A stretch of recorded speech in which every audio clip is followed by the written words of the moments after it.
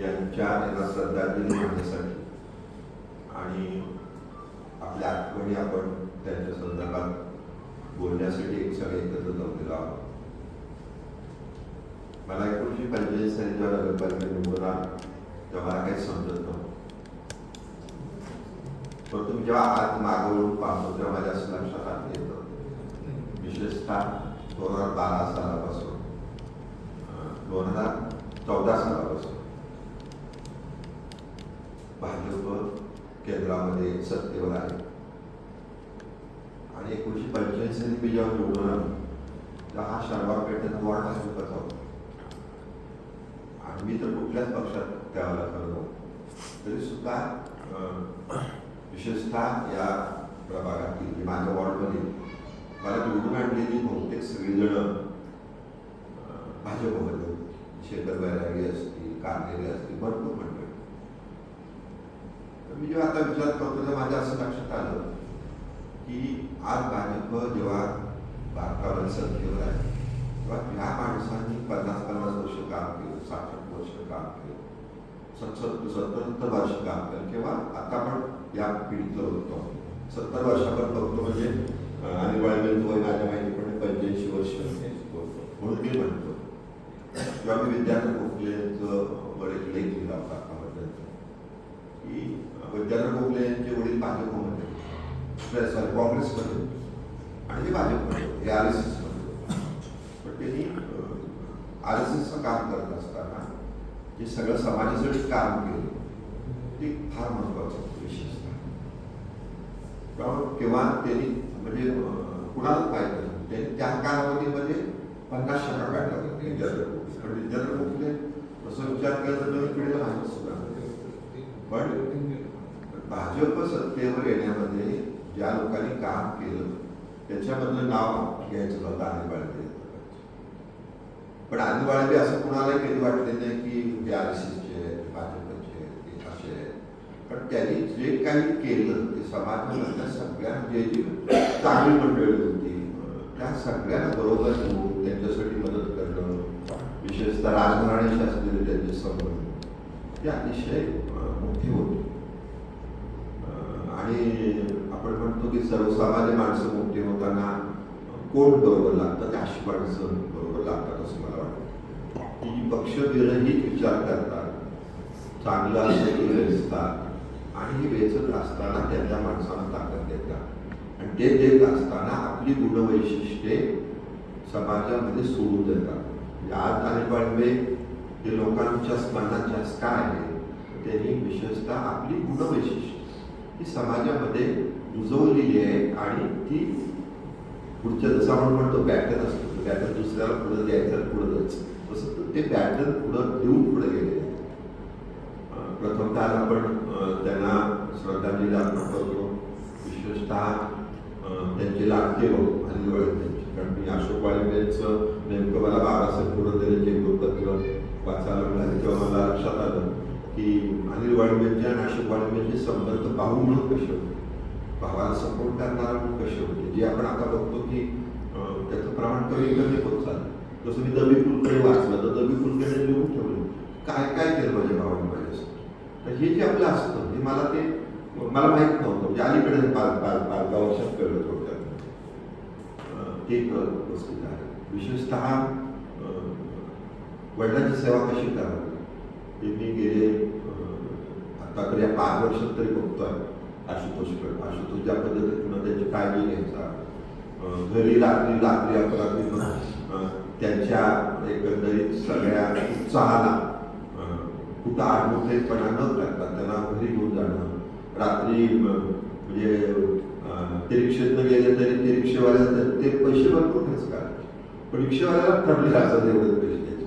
मग अगदी ते पोहे नाक्यावर मग त्याला रात्री घेऊन जायला लागायचं. शेवटच्या कालावधीमध्ये आपण सगळेच घाबरायचो.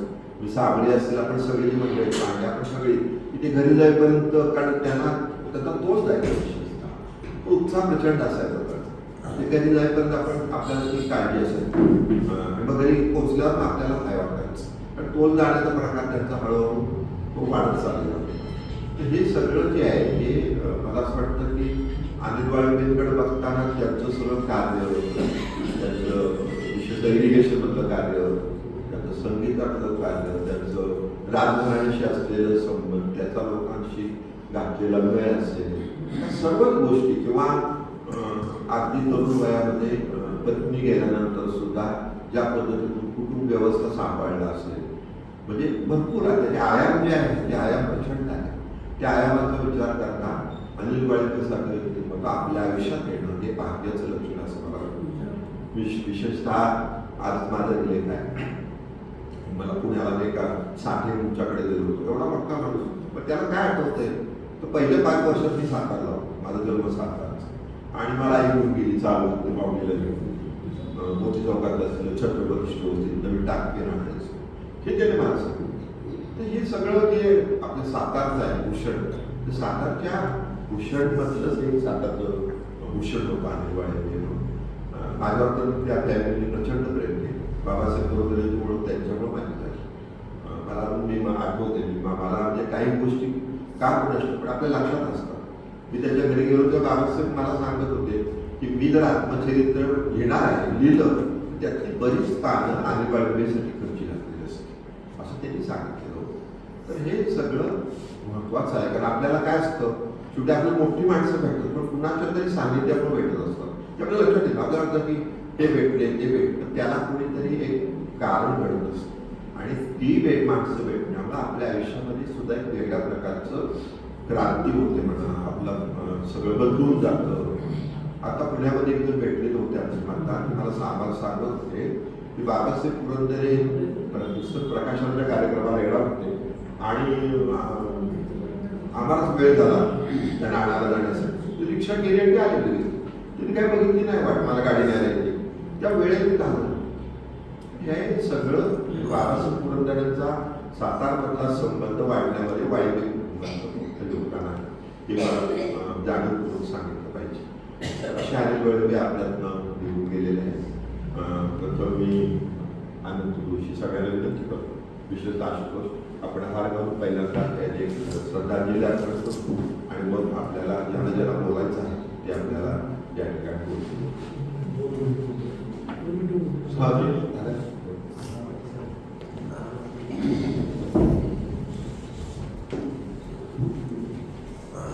सुधा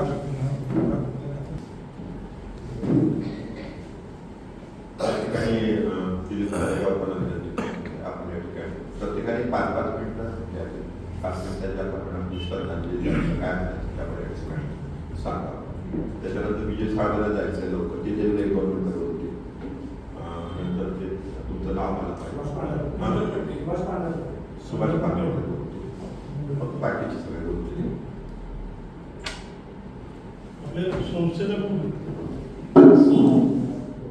सर्वांना नमस्कार.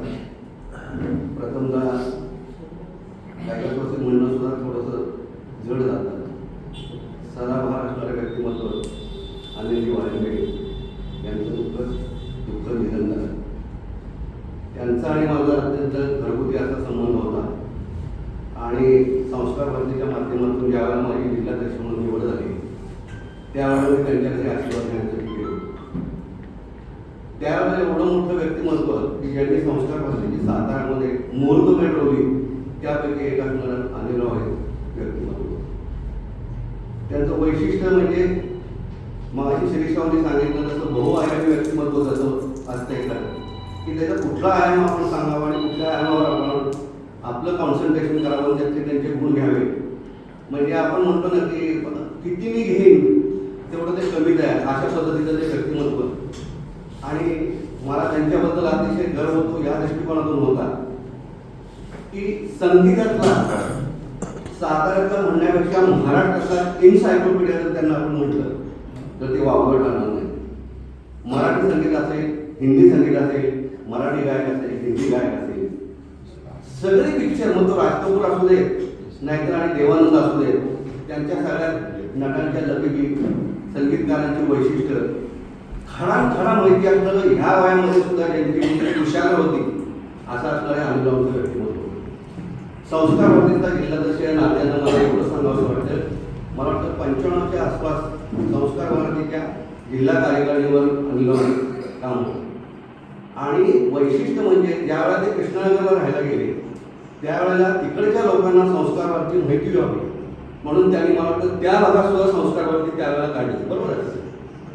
आणि तिथं त्यांनी सरकारी कचेरीत काम करत असताना तिथं सरकारी कार्यालयामध्ये एंटरटेनमेंट लोकांची व्हावी, सांस्कृतिक त्यांना सगळ्या चळवळी कळाव्या आणि संस्कारवरतीच्या माध्यमातून होणारे उपक्रम लोकांपर्यंत जावे यासाठी सरकारी खास परवानगी घेऊन सभागृह तिथे त्यांनी ते बांधलेलं होते. मला चांगलं आठवत आहे, कारण माझे मामा एज्युकेशनमध्ये होते आणि माझ्या मामांचा मला ज्ञान आशुतोषला होता, शेजारी आहे, त्यामुळे बऱ्याचशा गोष्टी मला तिथल्या ज्ञात आहेत. संस्कार भरतीमध्ये त्यांनी एवढं काम केलेलं आहे की त्यांचे त्यावेळेचे कामाची पद्धत, मग त्यांचं ते उत्कृष्ट गायक होतेच होते, परंतु ते शंख अतिशय सुंदर वाजवले. आणि RSSच्या घोष पथकामध्ये ही सगळी वाळंबे कंपनी, जोशी साहेब जर चुकत असेल तर मला करेक्ट करा, पण कार्यरत होते, मला चांगलं माहिती आहे, चांगलं आठवतं. असं असणारे हर सुंदर व्यक्तिमत्व संस्कारवादीच्या माध्यमातून मला ते आठवते. त्या काळामध्ये समर सदनमध्ये त्यांची 60 ज्यावेळेला झाली त्यावेळेला 60वा वाढदिवस मोठ्या प्रमाणामध्ये त्यांचा आणि डॉक्टर काजरेकरांचा त्यावेळेला झालेला होता.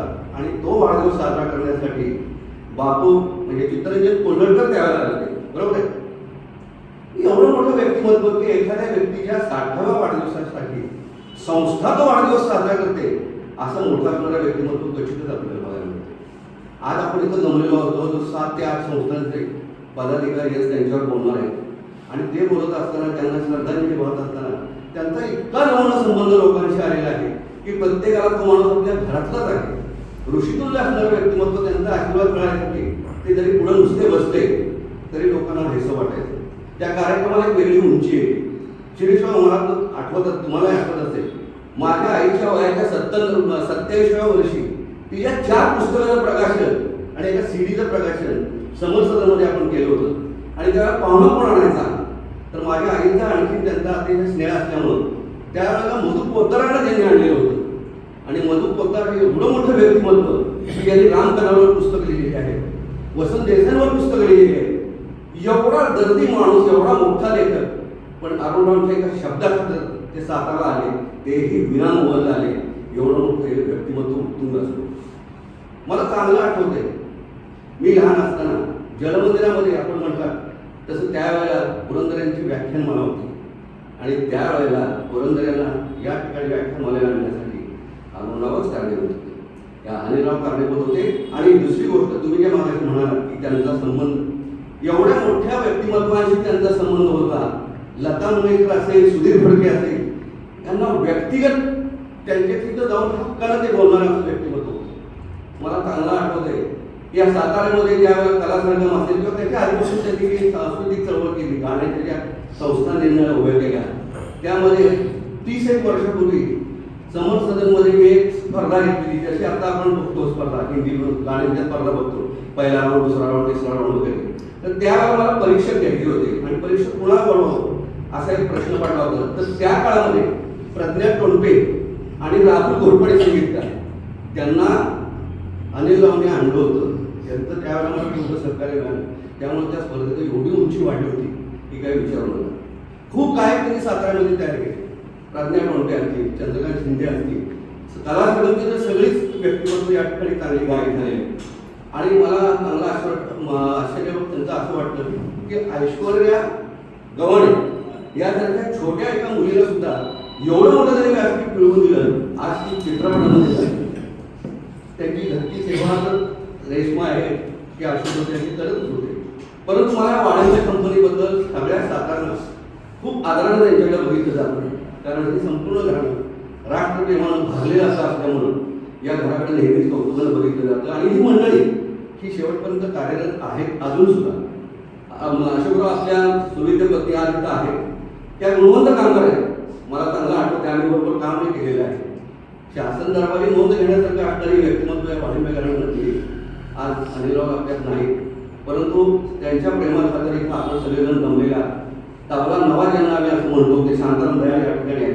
शांताराम दयाळांशिवाय एक कार्यक्रम सुद्धा अनिलरावने केला नाही, ते मला या ठिकाणी मुद्दा म्हणून नमूद करायचं वाटतं. तर असं असणारं व्यक्तिमत्व आज आपल्यात नाही, परंतु एक साकारता संपूर्ण चित्रपटसृष्टीचा अभ्यास करणारं व्यक्तिमत्व अनिलराव वाळिंबे यांची आपल्याला निश्चित उणीव प्रत्येक वेळेला होईल.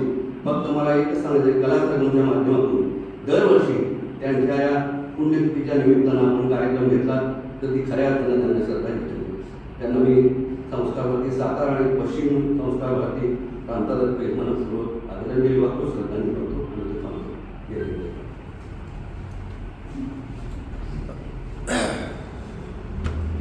संस्कारात किती त्यांचं प्रेम होतं. तर ही जी समूह गान स्पर्धा जी आहे त्या संस्कारवरती घेते आणि आमच्या तिन्ही शाळा बरीच वर्ष त्याच्यामध्ये भाग घेतात. एक काळ असा होता की आमचे शिक्षक तयार होईल, कारण नंबर येत नव्हता म्हणजे आमच्या शाळा तशा सर्व सांगते. आणि वाळिंबेंचा मला फोन आला की तुमच्या प्रवेशिका पाहिजे तर, आणि मग त्या शिक्षकाला सांगितलं नंबरसाठी आपल्याला काय करायचं नाही, तर तुम्ही भाग घ्यायचा. पण मला आठवतं की तेव्हा आमच्या 3 शाळा आणि अजून एक शाळा, 4 शाळा एंट्री होती. त्यामुळं गेल्या कित्येक वर्षामध्ये समूह गान स्पर्धेमध्ये सगळ्या शाळा ज्या भाग घेत आहेत त्याचं खरं कारण म्हणजे अनिल वाळिंबे. आता यावर्षी शाळा बऱ्याच वाढल्या त्याच्यामध्ये, परंतु विशेषतः संस्कार भारतीची सातारमधली समूह गान स्पर्धा टिकवण्यामध्ये त्यांचं मला वाटतं विशेष योगदान आहे. पण त्याच्यावर आठवण अशी की मी त्यांना असं म्हटलं की बऱ्याच शाळेचे कधीच नंबर येत नाहीत, कारण मोठ्या शाळेची ते स्पर्धा नाही करू शकत ना. मोठ्या शाळेमध्ये संगीताचं संच असतं, वाक्य असतं, तर जे सहभागी होते त्यांना सर्टिफिकेट द्यावे.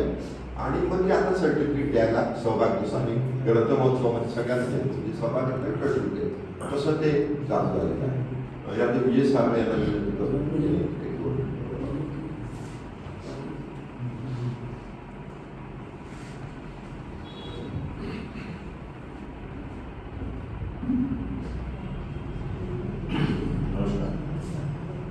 काकांबद्दल काय बोलायचं तर मला जास्त बोलता येत नाही, पण त्यांचा संबंध माझ्या 1995 पासून आहे. आणि जेव्हा जेव्हा मी त्यांच्या घरी जायचो तेव्हा ते प्रत्येक वेळेला मला म्हणायचे की साबळे तुम्ही एक गाणं म्हणा, हे गाणं माझ्यासाठी म्हणा, हे गाणं म्हणा, ते गाणं म्हणा. आणि नेहमी म्हणायचे की तुझं जे हिंदू उच्चारण आहे ते खूप चांगलं आहे. असं हिंदी उच्चारण खूप कमी लोकांमध्ये दिसून येतं. मी त्यांना तेव्हा सांगितलं होतं की त्यांना माहीत होतं की माझे वडील इंजिनियर होते आणि मी ॲक्च्युअल माझं सर्व शिक्षण जन्म भोपाळला झालेलं आहे. हिंदीमध्ये झाल्यामुळे माझं हिंदीवर थोडंसं प्रभुत्व आहे चांगलं. आणि मध्ये आम्ही मागच्या मला रिनाउंड डेनिसमध्ये एकदा आले होते शाहूमध्ये, तेव्हा मी त्याच्यासोबत एक कार्यक्रम केला होता. त्याने मला तेव्हा गाण्याची संधी दिली होती. असे हरभरी काका आमच्या निघून गेले, मला खूप वाईट वाटते. आणि देव त्यांना चांगली श्रद्धांजली मी माझ्या ग्रुपच्या वतीने वाहतो. थांबतो.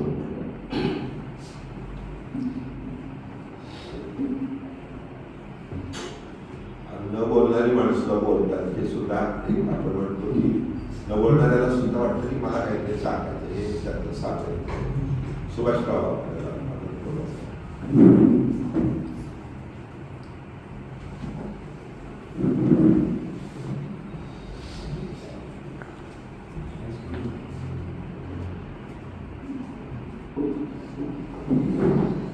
आदरणीय चिटणीस साहेब, वाळिंबे साहेबांचे वरिष्ठ बंधू, वाळिंबेचे सहकारी मित्र, कलासंघाचे चंद्रकांत शिंदे आणि इतर मित्र, तर वाळिंबे साहेबांना आदरांजली वाहण्यासाठी हा साताऱ्यातील ज्या समाजसेवी संस्था आहे त्यांनी हा कार्यक्रम आयोजित केलेला आहे.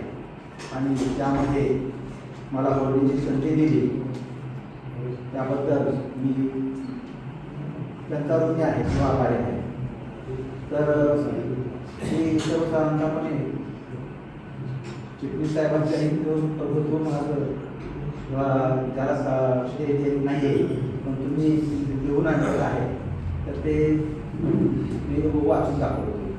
तर मी सुभाष दत्तात्रय पांढरपट्टे मित्र व सहकारी आदरणीय कैलासवासी बाळवंते आणि यांच्या आदरांजली प्रत्यर्थ त्यांचे संस्मरणीय आठवणी नमूद करण्यासाठी आपण मला संधी दिली त्याबद्दल प्रथम आभार मानतो. आदरणीय वाळुंबे यांची प्रथमतः खात्यातील अभियंता या नात्याने ओळख होती, परंतु घनिष्ठ मैत्री नव्हती. एकदा सर्वसाधारण 2002 मध्ये ते कार्यक्रम ठेवल्याचे निमंत्रण देण्यासाठी व सहकार्य करण्यासाठी मला भेटण्यासाठी आले होते. त्यावेळी ते धूमपाट बांधणारे विभाग कार्यालयात होते. त्यानंतर त्यांचा व माझा घनिष्ठ संबंध माझे नातेवाईक व आदरणीय संगीत संयोजक श्री शामराव कांबळे यांचे सत्कार कार्यक्रमामध्ये वेळी आला. त्यांचे त्या कार्यक्रमाचे संपूर्ण नियोजन त्यांनी व कैलासवासी अरुण गोडबोले व आम्ही काही सहकारी यांनी केले होते व हा कार्यक्रम समर्थ सदन येथे झाला होता. इसवी सन 2004-05. त्यानंतर पुढील वर्षी 2006 मध्ये गीतकार पी सावळाराम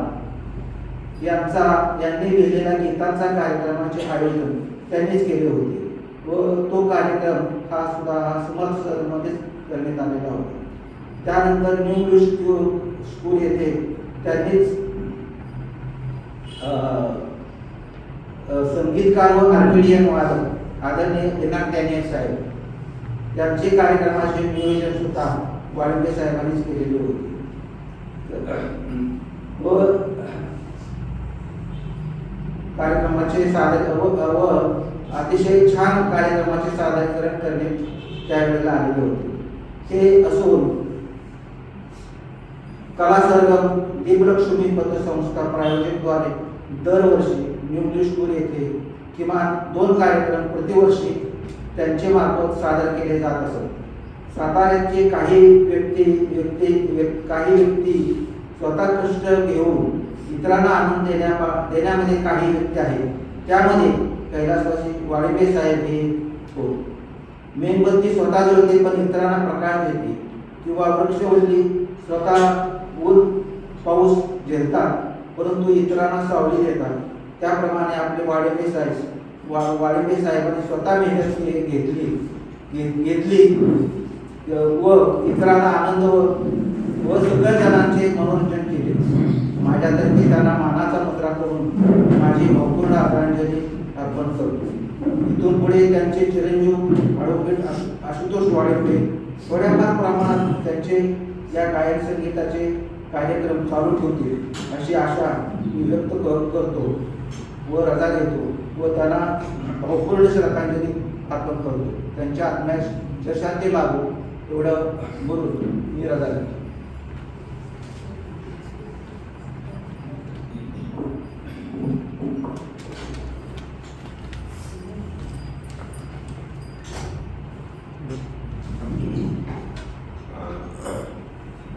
आपण म्हणतो परंतु आता सुभाषरावांनी सांगितलं त्यांचे जवळचे कांबळे असतील तर डॅनियल असतील त्यांचा उल्लेख केला. हा फार महत्त्वाचा. अशा लोकांचे सत्कार करणं, त्यांच्या गुणवैशिष्ट्यांची माहिती लोकांपर्यंत पोहोचवणं हे वाढले करत होते.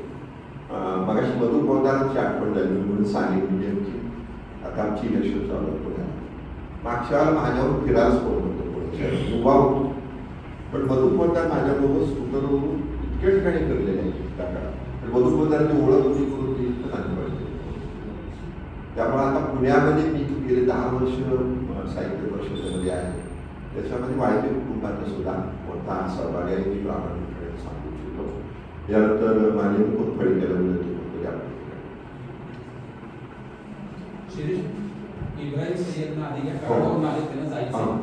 कारण त्यांना बघितलं मागे कारण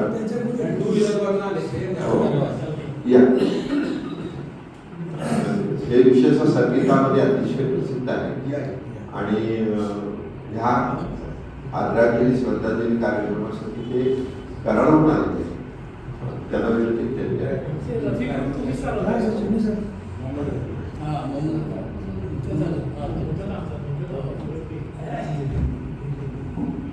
मी मास्टर इब्राहिम सलीम कराड गेले 50 वर्षापासून मी कवी साहेबांचा सुहानिशान मुलगी नाव या नावाने मी गाणी शिकत होतो आणि 50 वर्षापासून माझे वाणिज्य जिगर दोस्त मी फार प्रेम करायचे त्यांच्यावर आणि ते पण मला जिगर म्हणजे इतकं हृदयापासून मला प्रेम द्यायचे आणि त्यांना गाण्याचं नस त्यांना माहिती होती.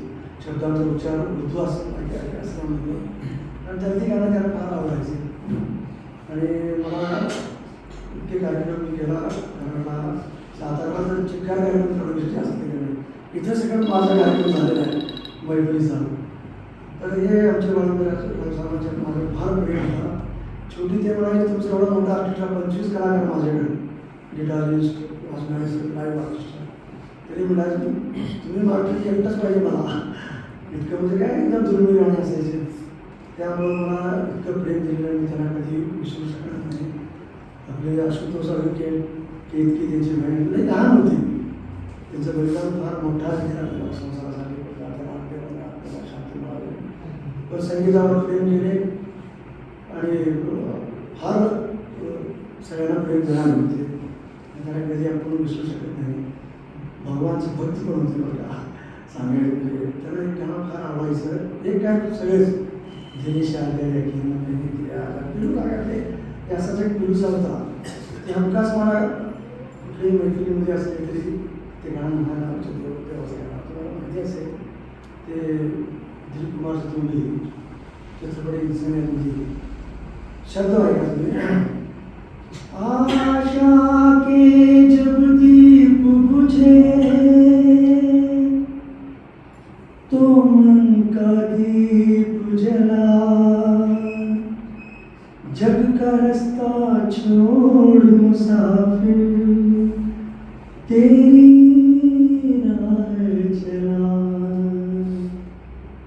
अपनी छाया में भगवान बिठा ले मुझे अपनी छाया में भगवान बिठा ले मुझे मैं हूँ तेरा तू अपना बना ले मुझे अपनी छाया में भगवान बिठा ले मुझे मैं हूँ तेरा तू अपना बना ले मुझे अपनी छाया में भगवान.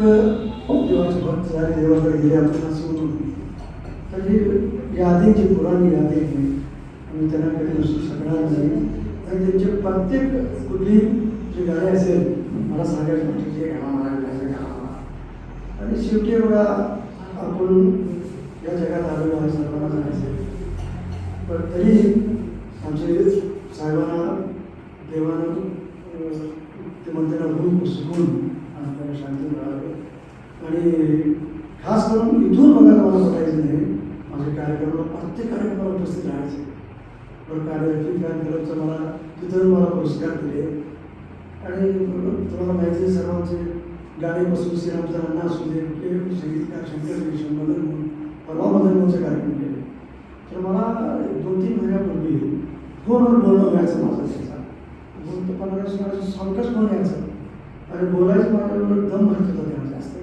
मला तब्येत बरी नाही आहे असं म्हणायचे मला शांताराम घ्यायचा फोन करायला मास्टरजी तुम्ही वाढले बोलता का नाही बोलतो ना तब्येत खराब नाही एकदम हे नाजूक झाली तब्येत आणि दवाखान्यात ॲडमिट आहे म्हणजे तुम्ही मला कुठली परिस्थितीतून उद्या भेटून जावं 2-2.5 महिन्यापूर्वीची गोष्ट आहे. तर मी आमच्या विशेष कारण माझ्या घरात भावासाठीच यायचे राहायचे काम करायचं आपण राहायचो तर मुलांना म्हटलं सकाळ आपण लवकर जाऊया म्हणून पण मला जरा ते उलटीचा त्रास असल्यामुळे मी गाडीवरूनच होतो. तर आणि नंतर पहिल्या दिवशी डिस्चार्ज दिले होते ना तर हा होते रूममध्ये होते भोजनाला बघत होता तर तेव्हा मी आलो सकाळ नव्हतं डर लागाले तर मला शांतराव म्हणले तुमचंच नाव घेते सारखा तुमचं नाव घेते नंतर मला म्हणले मला पेटी काढून भाऊ होते असे भाऊ होते माझी तेव्हा वेगळं होतं मी त्याला पण देवाने त्यांना मी बरं का स्वास्थ्याला असावा त्यांची बाळगण्याची संख्या भावचे तसाच रूप आहे. तर मी आपला पेटिकाने रोज घेऊन दिल्ली जाने के खेल में मिल गया कोई सागर दिल को भुला जाने से गाणे असं आता गाणी खुश झाले ते. खुश झाल्यानंतर मला मेणबत्ती घेतले, मला एनर्जी आली म्हणजे मी चांगला. तर मी आपला आनंद झाला बघा. पुन्हा मी येऊन जाईन म्हणजे आशुतोषला मला आशुतोष जरा चांगला घेऊन बसूया म्हणजे आता तांबडीचं ग्रुप घेतलेलं आहे, पुढच्या वेळी यात ना आपण बसूया म्हणजे. पुन्हा मी नंतर त्याच्यानंतर आमचे 5-4 विजापूर तिथं कोण आला त्यांना कार्यक्रम होतो मुलं मुलीचा आलेले तिथे समाजाचे. पण अचानक एकदमच मला साताऱ्याचा असं पण आला मला असं झालं आहे काय म्हणतो मी कोल्हापूरला मुली होतो. तर त्यामुळे विषय करून नाही तर मग असे भावना फोन केला. मी आता एका तासाला 9 वाजता घेणार आहे म्हणजे साडेसातला कळा मला आता तुम्ही येऊन भेटा. तर मी आपला संपर्क साधला पाटेची याची करतो माझ्या एकदम बरं का. पाटेची नाव कधी विसरू शकत नाही बरं काय संगीतात ते स्वास्थ्य चांगला असं त्यांना फोन केला. ते म्हटल्यानंतर मग लगेच त्यानं मला ट्रीप त्यांच्याकडे आली. तुला शोकसभा कधी सगळ्याकडे लोक भेटतील चिकित्सा वगैरे आपल्या सगळ्याकडे. मग मला काल रात्री मला भेटला तर मग आपला आज जाऊन येऊया. आणि दुसरी गोष्ट सांगतो तुम्हाला एक कार्यक्रम ह्या वयात कारण हो म्हणजे जरा कार्यक्रमाचा 5-6 महिना होता बंद केलं जरा म्हणजे पप्पा किती गोष्ट करते 50 रुपये. तर आपला तरी ते म्हणजे तिथे डायरेक्ट डॉक्टर आहेत सगळे डॉक्टर माझे शिष्य आहेत. सगळं कुठे डॉक्टर्स आहेत तेवढा गुरुजी आमच्या मला मला करा गाडी बसवा आणि आपली मैत्री वर्षात 1 वर्ष आपण एक करूया.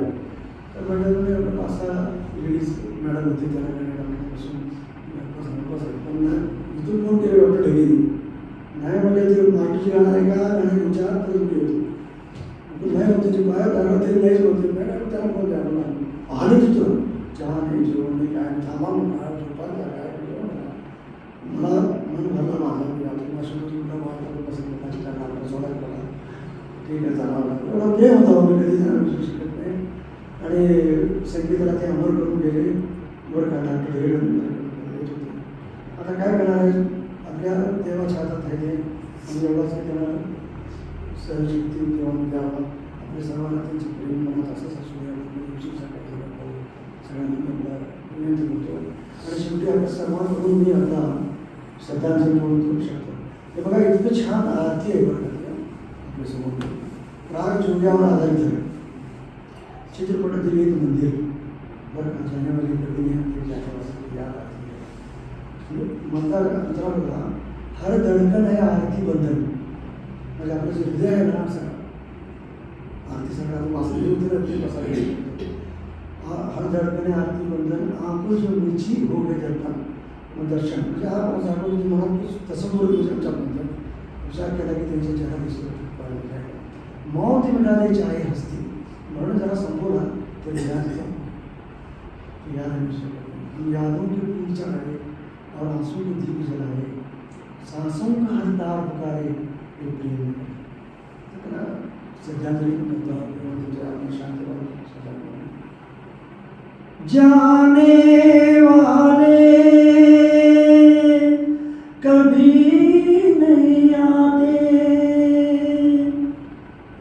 जाने वाले की याद आती है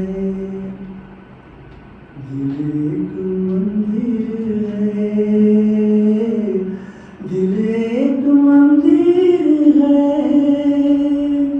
प्यार की जिसमें होती है पूजा प्रीतम का घर है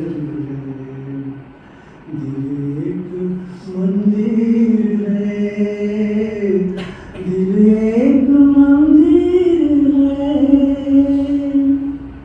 हर धड़कन है आरती बंधन आँख जो नीची हो गए दर्शन हर धड़कन है आरती बंधन आँख जो नीची हो गए दर्शन मौत मिटा दे चाहे हस्ती याद तो अमर है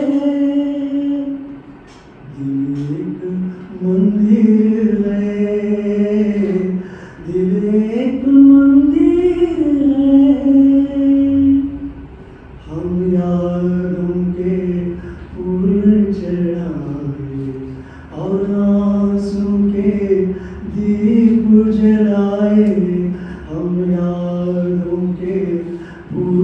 चढ़ाए और आंसू के दीप जलाए, सांसों का हर तार पुकारे ये प्रेम नगर है, सांसों का हर तार पुकारे ये प्रेम नगर है।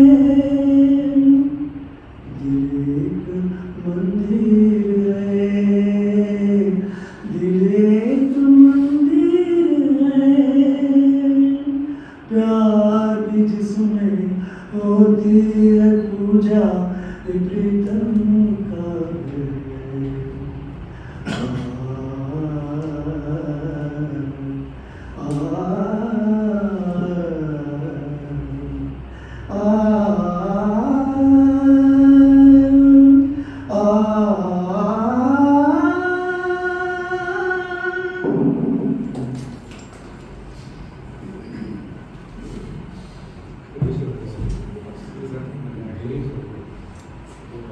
सगळ्यात असांची लोक कशी जोडावी हे वाटणे कळणं शिकण्याचं, विशेषतः साबिर शेख यांच्याशी त्यांचं असणारं नातं ते अतिशय महत्त्वाचं.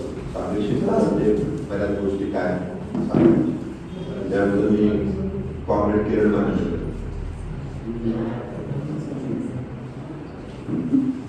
चला येतो सर.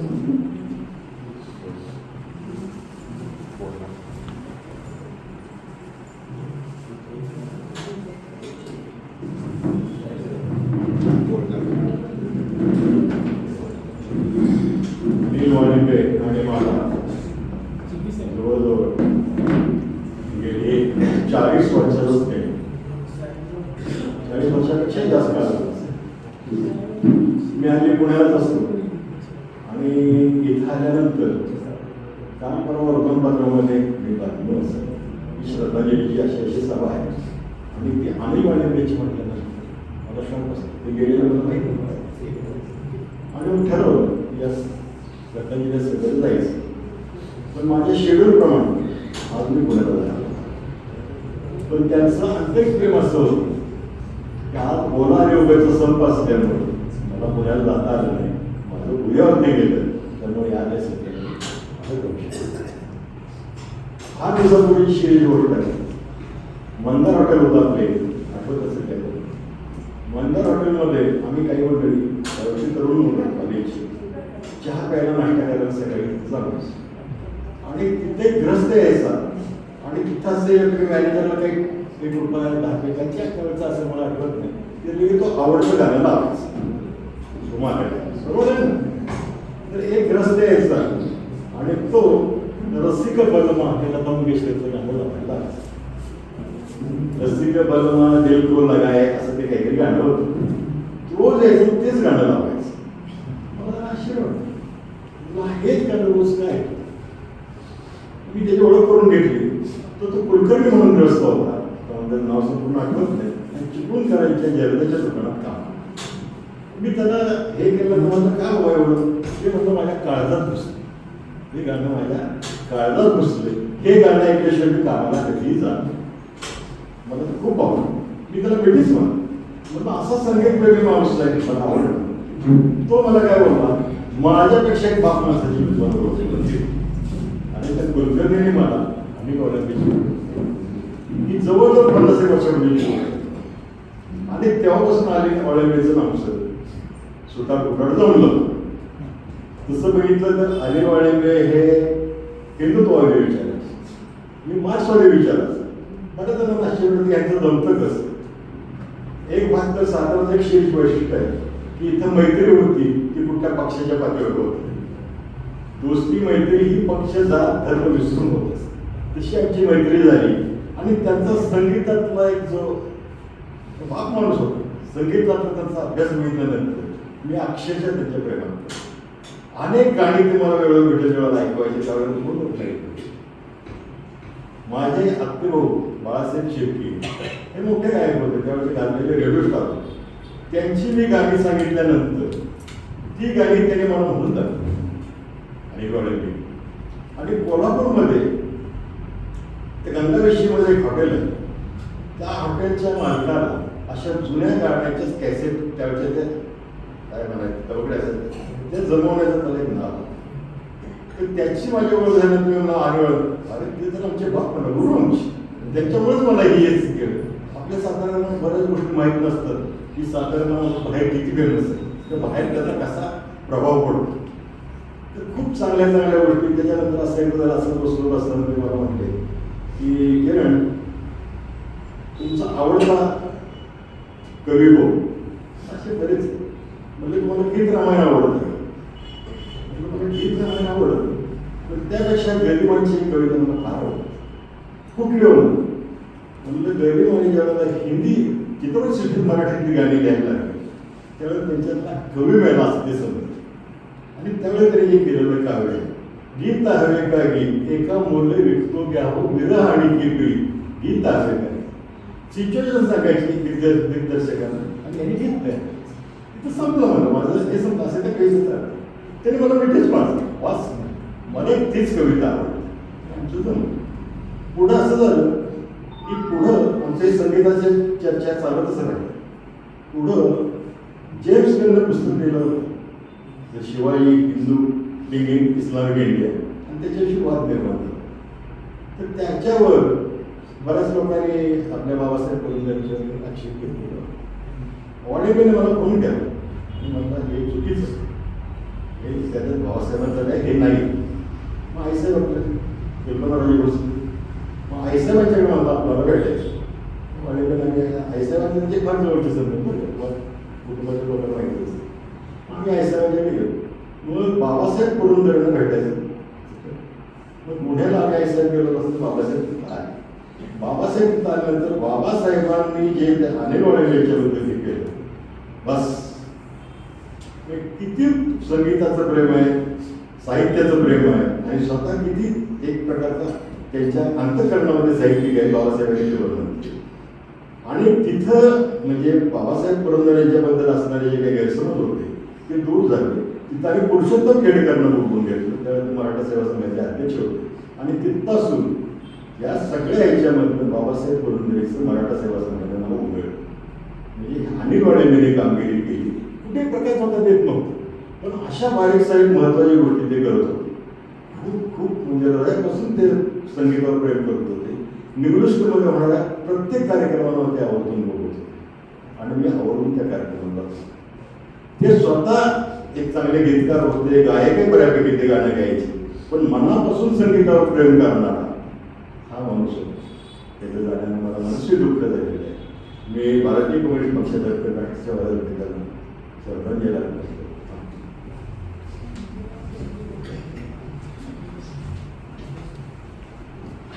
काही गोष्टी म्हणताना उलगडणं महत्वाचं असतं. कॉम्रेड किरणमांनी आज जे काही सांगितलं ते आणि ते रेकॉर्ड झाला. कॉम्रेड किरण माने हे एक असं व्यक्तिमत्व आहे की जे बोलते ते खरं बोलते. त्यामुळे हे जे सांगितलेलं आहे ते मला असं वाटतं की ऐतिहासिक आहे आणि ती अनिल वाडेकरांनी करून घेतली आणि बाबासाहेबांच्या वरचे पालन गेलं तो त्रास तो त्यांना होता कमी झाला त्यांचं आयुष्य वाटतं त्याच्यामध्ये तुम्ही आणि वाडेकर कारणीभूत आहात हे मला म्हटलं पाहिजे. तुमचं देवानीच असं करून की प्रवासात चुकवलं आणि एक महत्त्वाचं सातारामधलं जे जीन आहे तुम्ही नुसतं बोलला नाही तर सातारा जीन सांगितलं सुरुवातीला सांगितलं पहिल्यांदा ते निवडून आलं भाजपच्या ओळखलं तेव्हा मी काय कुठल्याच पक्षात नव्हतो भाजपत पण असं काही कुणी म्हटलं नाही हा भाजपचा नाही मला सगळ्याच्या बद्दल आणि आता पुण्यात माझी वाटचाल चालू त्यात सुद्धा वाढवण्याच्या कुटुंबियांचा 10 वर्षापूर्वीचा महत्त्वाचा भाग सहभाग आहे. तर तुम्ही येणं हे मला असं वाटतं वाणिज्यांच्या सर्वस्पर्शी सर्वधर्मी व्यक्तिमत्वासाठीचं महत्त्वाचं सांगितलेलं आहे. त्यानंतर मी तरडे झाल्यानंतर प्रशांत तरडे आपल्या ठिकाणी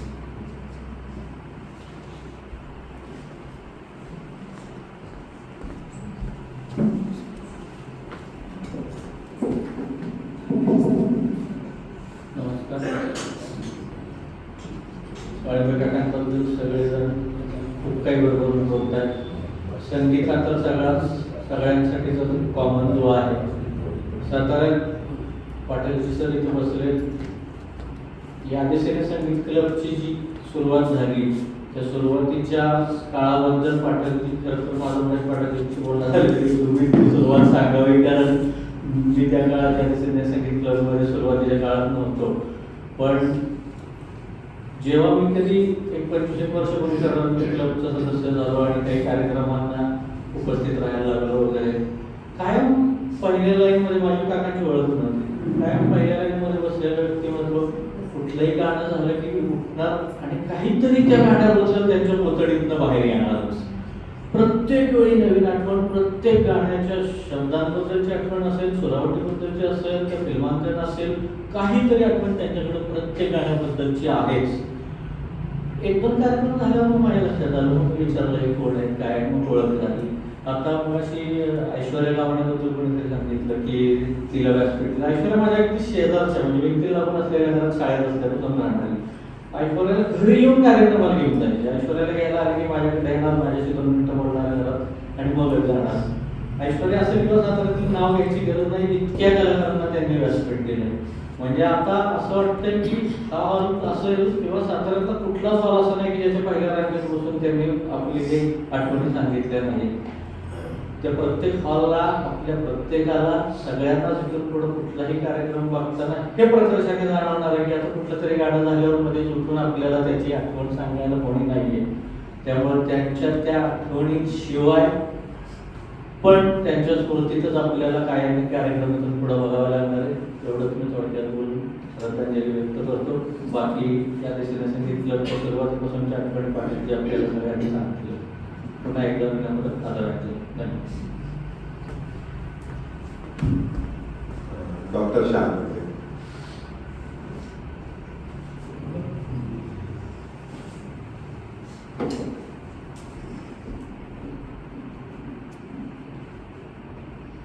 प्रथमतः श्री अनिल वारिके यांना पूर्ण अभिवादन.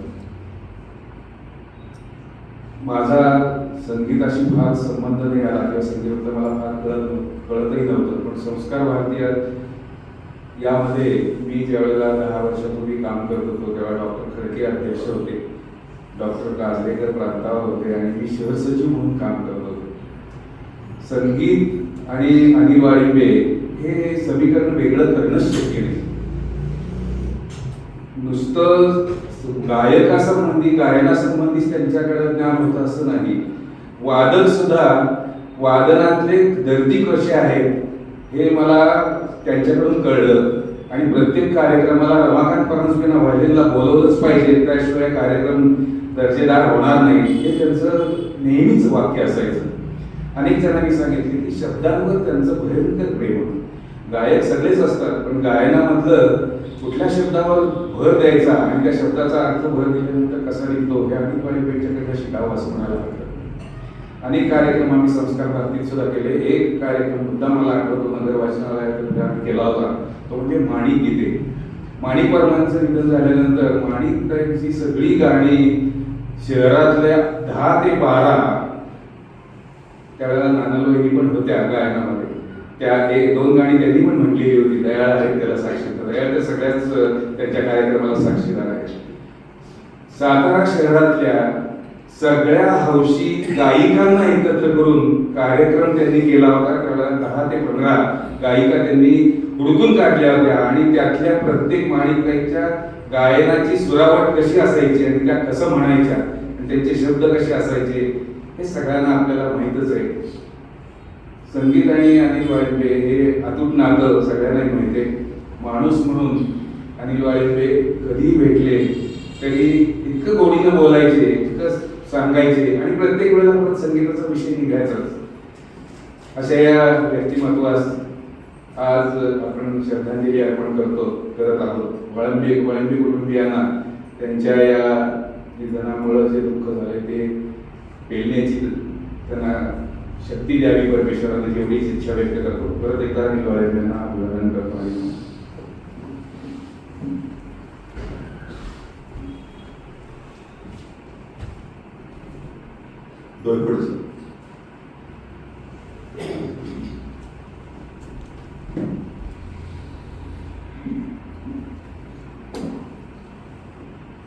नमस्कार. अनिल वाळिंबे आणि माझा 40 वर्षापेक्षा जास्त सांगीतिक संबंध आहे.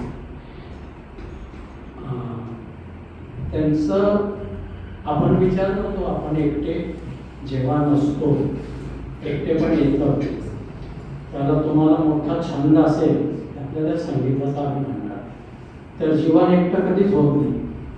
आशुतोष केतकी खूप लहान असतानापासून ते असं म्हणणार मी एकटे होते नव्हतेच, पण नाही जगू शकत असं एकटेपण, पण संगीतामुळे ते जगले. विशेषतः बाबूजी सुधीर फडके यांच्या प्रत्येक गाण्याचा त्यांचा अभ्यास होता. पी सवाराम यांच्या कवितांचा होता.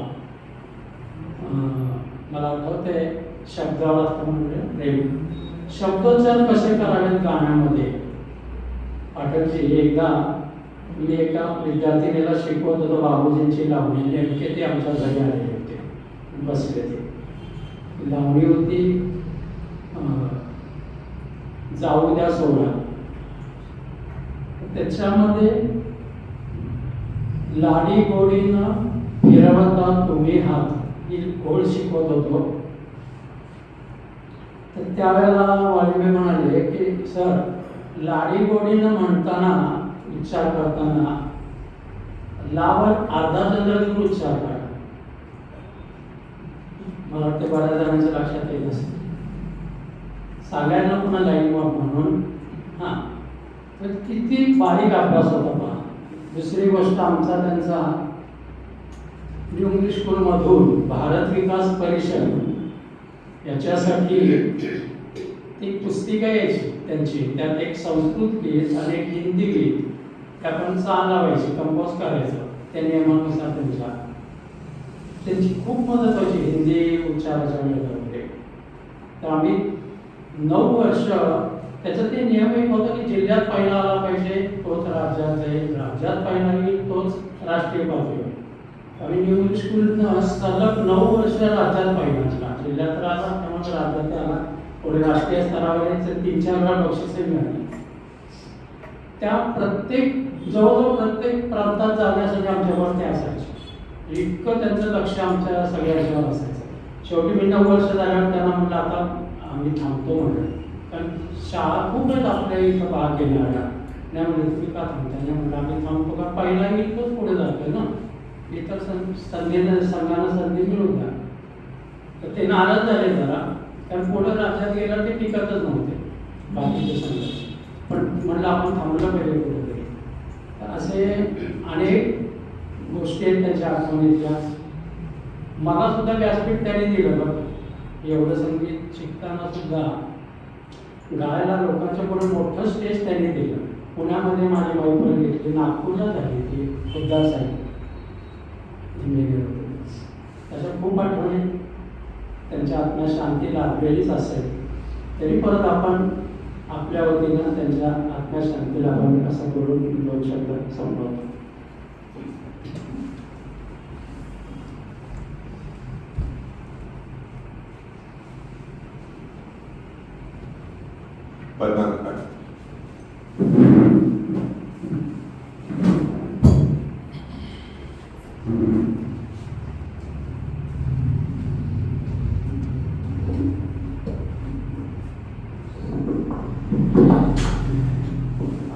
अनिल वाडीमध्ये एक व्यक्तिमत्व असं कोणत्या अंगानं बघायचं म्हणजे बघणाऱ्याचा भाग.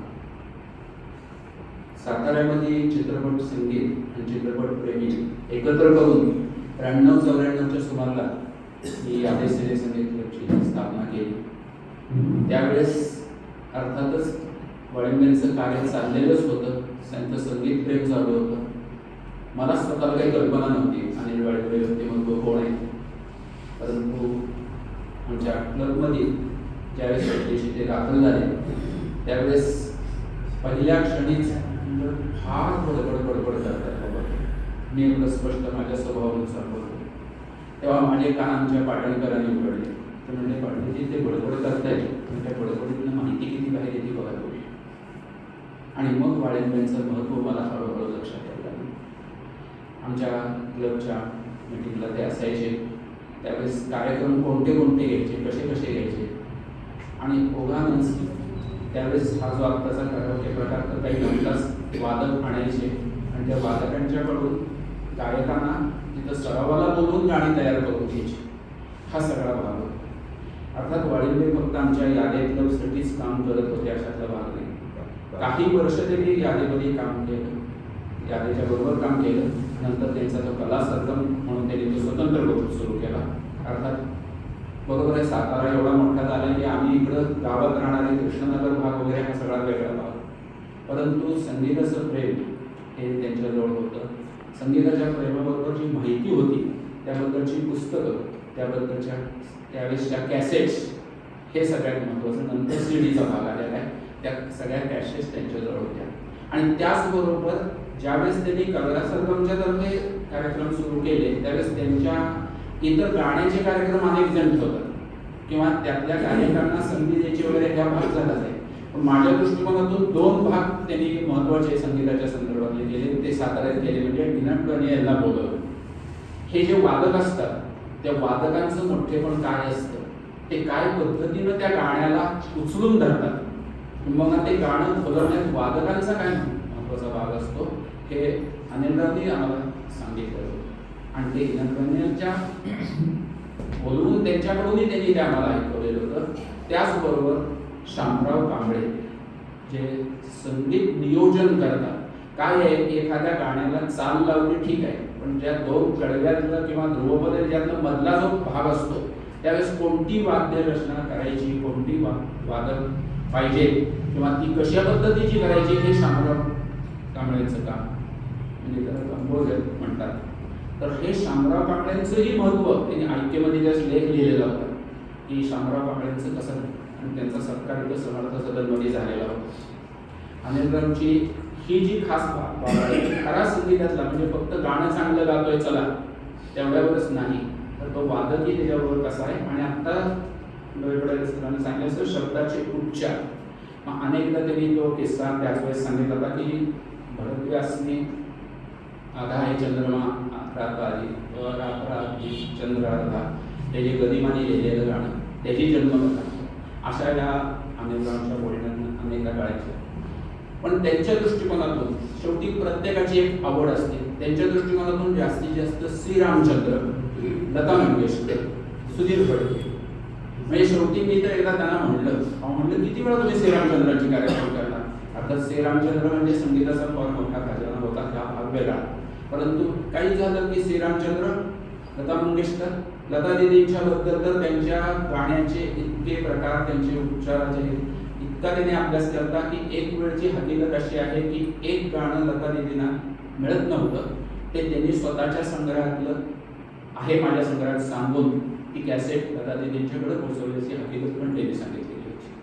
त्यामुळं मंगेशकर कुटुंबियांच्या मध्ये अनिल वाळिंबे हे नाव पूर्ण ज्ञात होतं. इतकंच नाही तर उषाताईंचे मला वाटते अजूनही फोन चालू असतात, उषाताई आवर्जून फोन करतात.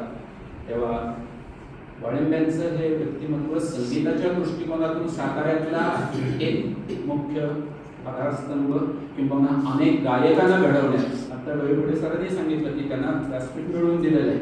त्याचबरोबर प्रज्ञा टोंपे असू दे, हेमंत जाधव असू दे, ह्या सुरुवातीला हे गायक गायला लागलेले होते त्यावेळेस वाळिंब्यांच्याकडचंच त्या मुशीत ते घडत गेले.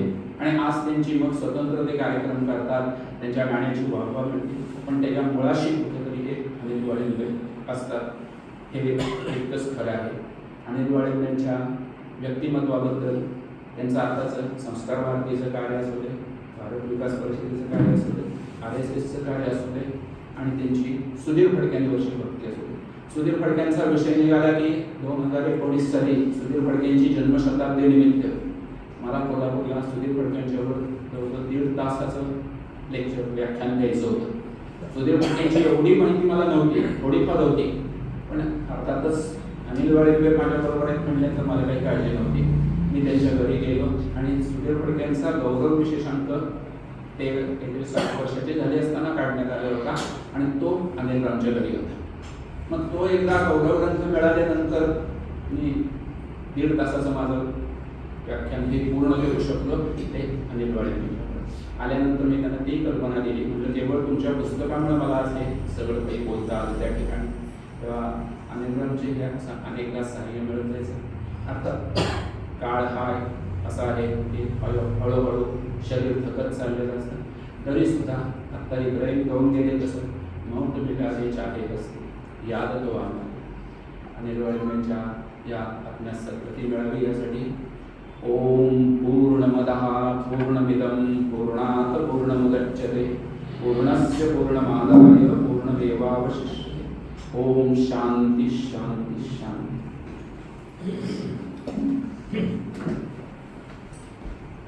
सीमा दाते किशोर देशपांडे आले असेल तर किशोर देशपांडे.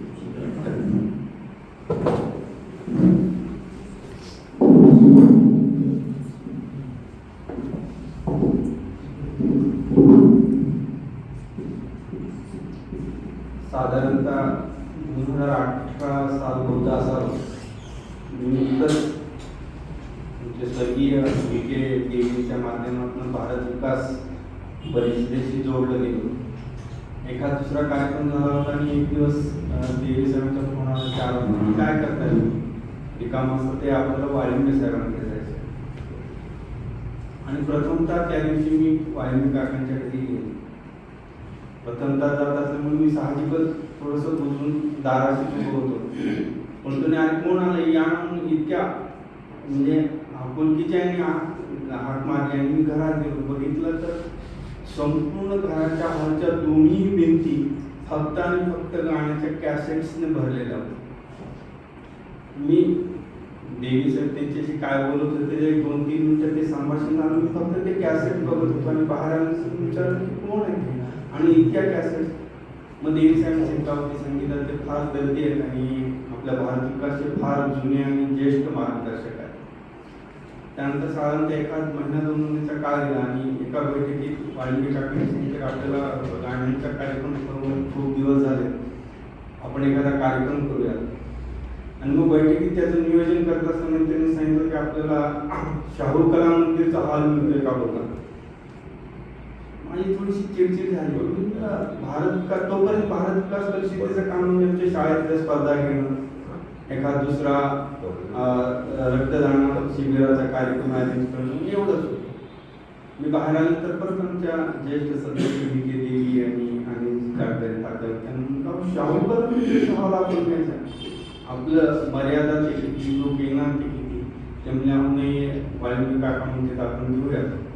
आम्ही दुसऱ्या दिवशी जाऊन शाहू कला मंदिरचा हॉल बुक केला. साधारणतः 2 आठवड्यांचा कालावधी असेल. आणि ज्या प्रत्यक्ष कार्यक्रम ज्या दिवशी होता त्या दिवशी मला वाटत नव्हतं की आपण असं काही करू शकू. वाळिंबे काकावरचं लोकांचं इतकं प्रेम की अवघ्या अर्ध्या तासामध्ये तो पूर्ण हॉल भरून गेला. आणि सुरुवातीला मला त्यांनी सांगितलं होतं की नाही आता हे ह्या कार्यक्रमाचं नियोजन संचलन काय असेल ते तुम्ही बघा. मला फार छान वाटलं की आपल्याला कुठल्या तरी कार्यक्रमामध्ये समोर उभा राहायला मिळत आहे. तो जेव्हा शाहू कला मंदिरमधलं वाळिंबे काकांचं असणारं प्रेम लोकांच्या उपस्थितीच्या स्वरूपात बघितलं, अक्षरशः मी म्हणलं आता आपलं काही खरं नाही, आपण ह्या कार्यक्रमामध्ये समोर उभं राहून बोलू शकू अशी स्थिती नाही. पण ते एकंदरीत कार्यक्रम छान झाला. पूर्ण गर्दी बघितल्यानंतर वाळिंबे काकांच्या चेहऱ्यावरची मुखावरची जी प्रसन्नता होती ते बघून लक्षात आलं की ह्या माणसाचं व्यक्तिमत्व खरंच किती मोठं आहे. नंतरचा एक प्रसंग असा आठवतो की आम्ही तशी सर्व सिनियर मंडळी, त्यामुळं मीटिंगला किंवा कार्यक्रमाला उपस्थिती भारत विकास परिषदेच्या थोडीशी कमी असायची.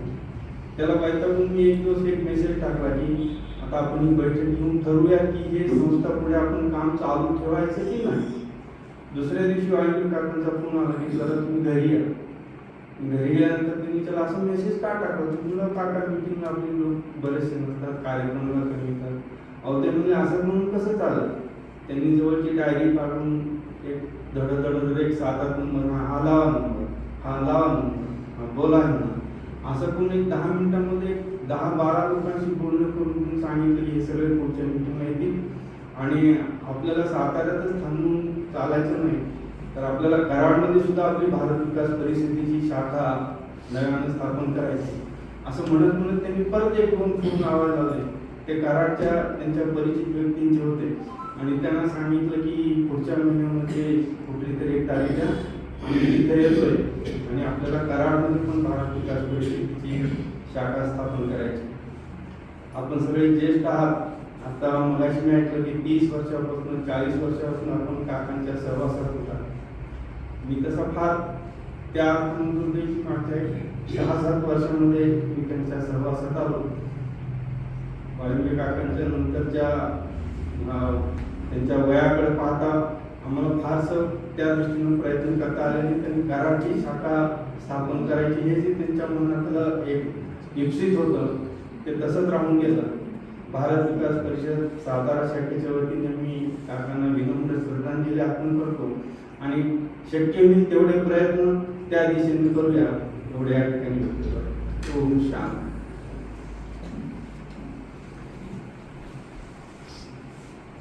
प्रत्येक शहरामध्ये संपादन किंवा पत्रकार लिहावं कसं करतात. आणि मला असं वाटतं की अशा ह्या कार्यक्रमाचे विशेष नियोजन करण्यामध्ये श्रीकांत काकांनी पुढाकार घेतला. ते मला कळवलं लगेच की असं असं आहे, असं असं आहे, तुम्ही असं असं करा.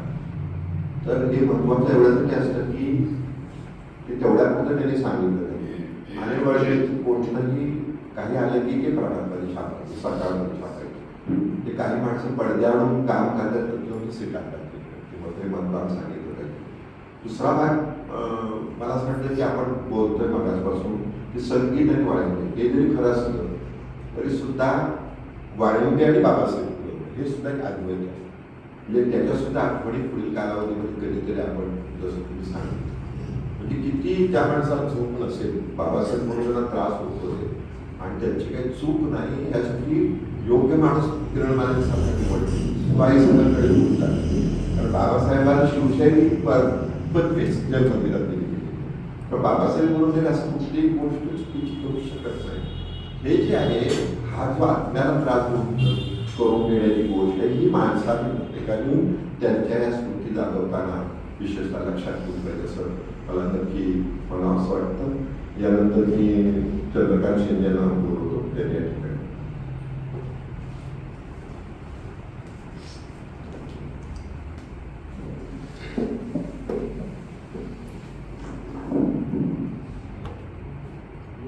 आज आपण वाळिंबे साहेबांना श्रद्धांजली अर्पण करण्याकरता इथं जमलो आहोत. खरं तर आता कुठलाही कार्यक्रम चालू झाला किंवा कार्यक्रमाचं नियोजन करायला लागलं तर आम्हाला प्रकर्षण वाळिंबे साहेबांची आठवण होते. आमच्या पहिल्या प्रोग्रामपासून आम्ही रजनीगंधा चालू केला होता त्यावेळेस शांताराम दयाळ, हेमंत जाधव, मी, प्रज्ञा टोणपे, ती पाठणसाळे हे आम्ही आमची सगळी टीम त्याची आवडती टीम होती आणि आमचे ते आवडते होते. संगीताविषयी किती प्रेम असावं याचं एक उत्तम उदाहरण म्हणजे श्री वाळिंबे साहेब. त्यांच्या आत्म्याला शांती मिळो एवढीच एक सदिच्छा आपण दोन शब्द शांतानंद आहे.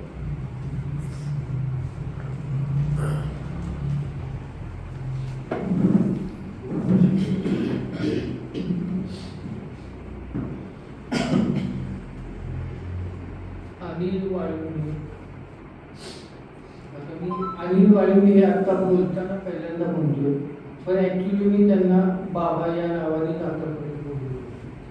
त्याचं कारण असं आहे त्यांचा माझा जवळजवळ 40 वर्षाचा सहवास. यापूर्वी मी प्रथम सातारा रोडला होतो राहिला, नंतर सातारा येथे म्हणजे कृष्णानगरला राहायला आलो. तिथं पाटबंधारे खात्यात माझे बंधू कुठले होते, तिथं आम्ही राहायला होतो आणि आमच्यापासून 10 मिनिटाच्या अंतरावर वाळिंबे. तर त्यावेळेला आता मी तबला वाजवतो पण तिथं काही एवढं नवीन ठिकाणी माहीत नव्हतं ना. मग नंतर तिथं पाटबंधारे खात्यातले मोठे अधिकारी हंगीकर साहेब, ते गुरुदार साहेब, अशी ती गॅंग होती सगळी आणि हंगेकरांना आवड होती ना ही संगीताची. मग हळूहळू समजलं तिथं असे तबला वाजवणार शांतराम दयाळ म्हणून आहे. मग बघूया एकदा. मग वाळिंबे, आता वाळिंबे आणि हंगेकर हे पाटबंधारे खात्याचे असल्यामुळे त्यांना रोजची हीच बैठक, कारण ते माझ्या आधीपासून तिथं होते, त्यामुळे त्यांचा ते चालूच होता कार्यक्रम. मग नंतर मी आल्यानंतर परत म्हणजे बघूया तबला कसा वाजवते. मग मी एक दिवशी गेलो तिथं, त्यांच्या इथं सगळ्या पेटी तबला होता अंगीकारांचं. तिथं काय गाणारे त्यांनी बोलवले त्याचे आणि झाला कार्यक्रम, थोडासा वाजवला. त्यांना इतका आवडला, मग तिथून ते असे छोटे छोटे कार्यक्रम करायला लागले तिथं. तिथलेच कोण तर घ्यायचे असे त्यांना शिकवायचे आणि आम्ही आपले असे छोटे छोटे करल्यानंतर अंगेकर सरांनी मोठा तिथं ग्रुप काढला. मग तो त्या ग्रुपचे बरेच कार्यक्रम वाजवले. मग त्यावेळेला वाणिज्य सर तिथे यायचे, सगळं काय काय सूचना द्यायचे, काय काय सांगायचे. पण त्यांना त्यावेळेपासून तबला इतका आवडायचा. नंतर त्यांनी रिटायर झाल्यानंतर पाटबंधारे मग ते जरा प्रोफेशनल कार्यक्रम करायचे, चांगले चांगले कोणतं घ्यायचे करायचे.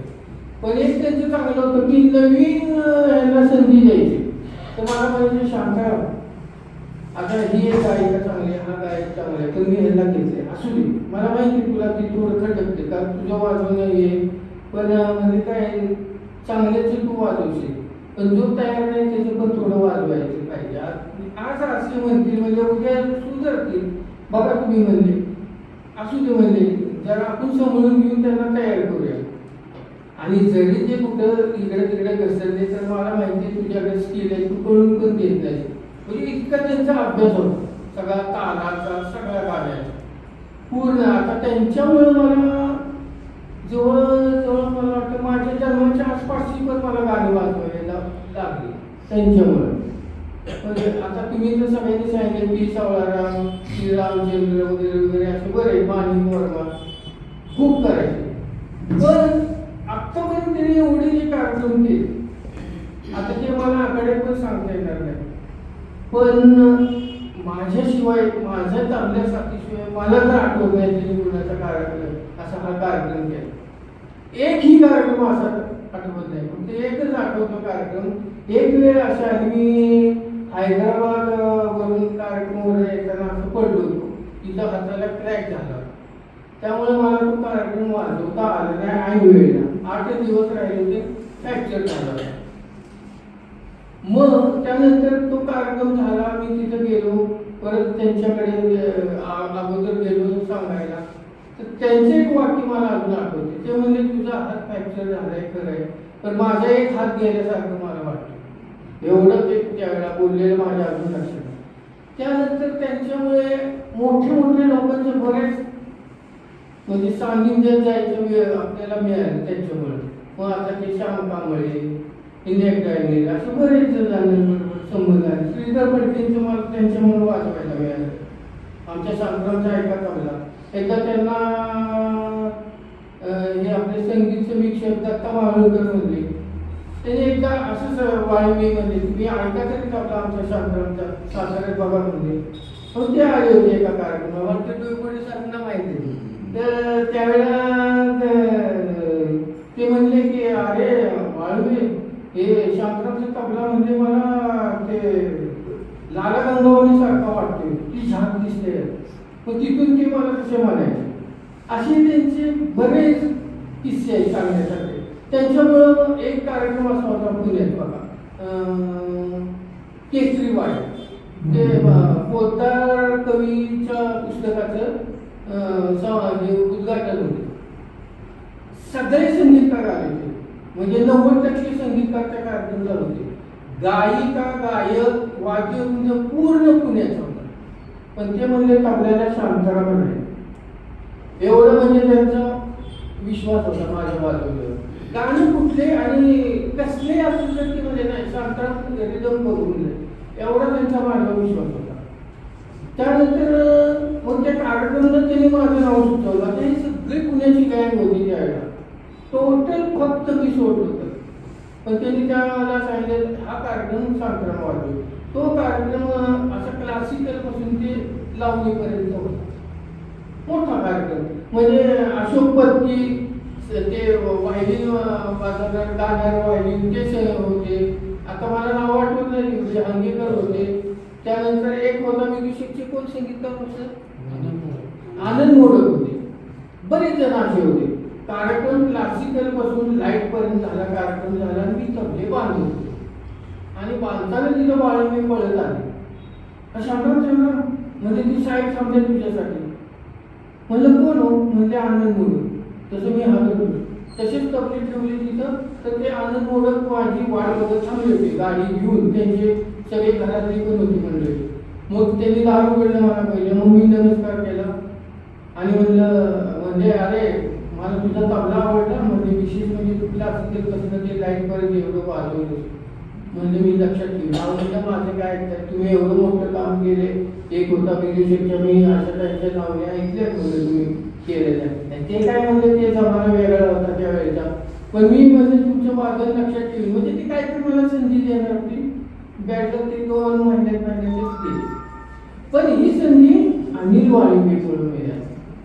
आता मी अनिल वाळिंबे म्हणतो पण मी त्यांना बाबा ह्या शब्दाने म्हणत होतो आतापर्यंत कारण त्यांनी कधी फरक मला मागले नाही. मी त्यांच्या घरातला घटक एक होतो आणि नुसतं संगीतावर बोलणार नाही असं काय नाही की संगीत कधी कधी विचारपूस करणार घरातली ही कौटुंबिक म्हणजे हाही त्यांचा विचार होता. कधी कार्यक्रम झाला तर मानधन मला नाही शांतराम तुझं अहो नाही म्हणत नाही म्हणजे त्यांना एवढी जाण होती. ते फक्त असाच काही विचार करत होते एका बाजूने पूर्ण सगळ्या बाजूने असे ते करत होते. एवढं मला त्यांचं आठवते. फक्त आता काय होतं माझ्या कधी कधी कार्यक्रमात वाजवताना ती समोर असली की त्यांची जी दाद देण्याची पद्धत आहे ती दाद बघून मी आणखीच आपला चांगला वाजवतो. आता इथून पुढं पण मी असं समजेन की ते समोर येतात मला दाद देतात असं समजूनच मी तबला वाजवीन. एवढं बोलून मी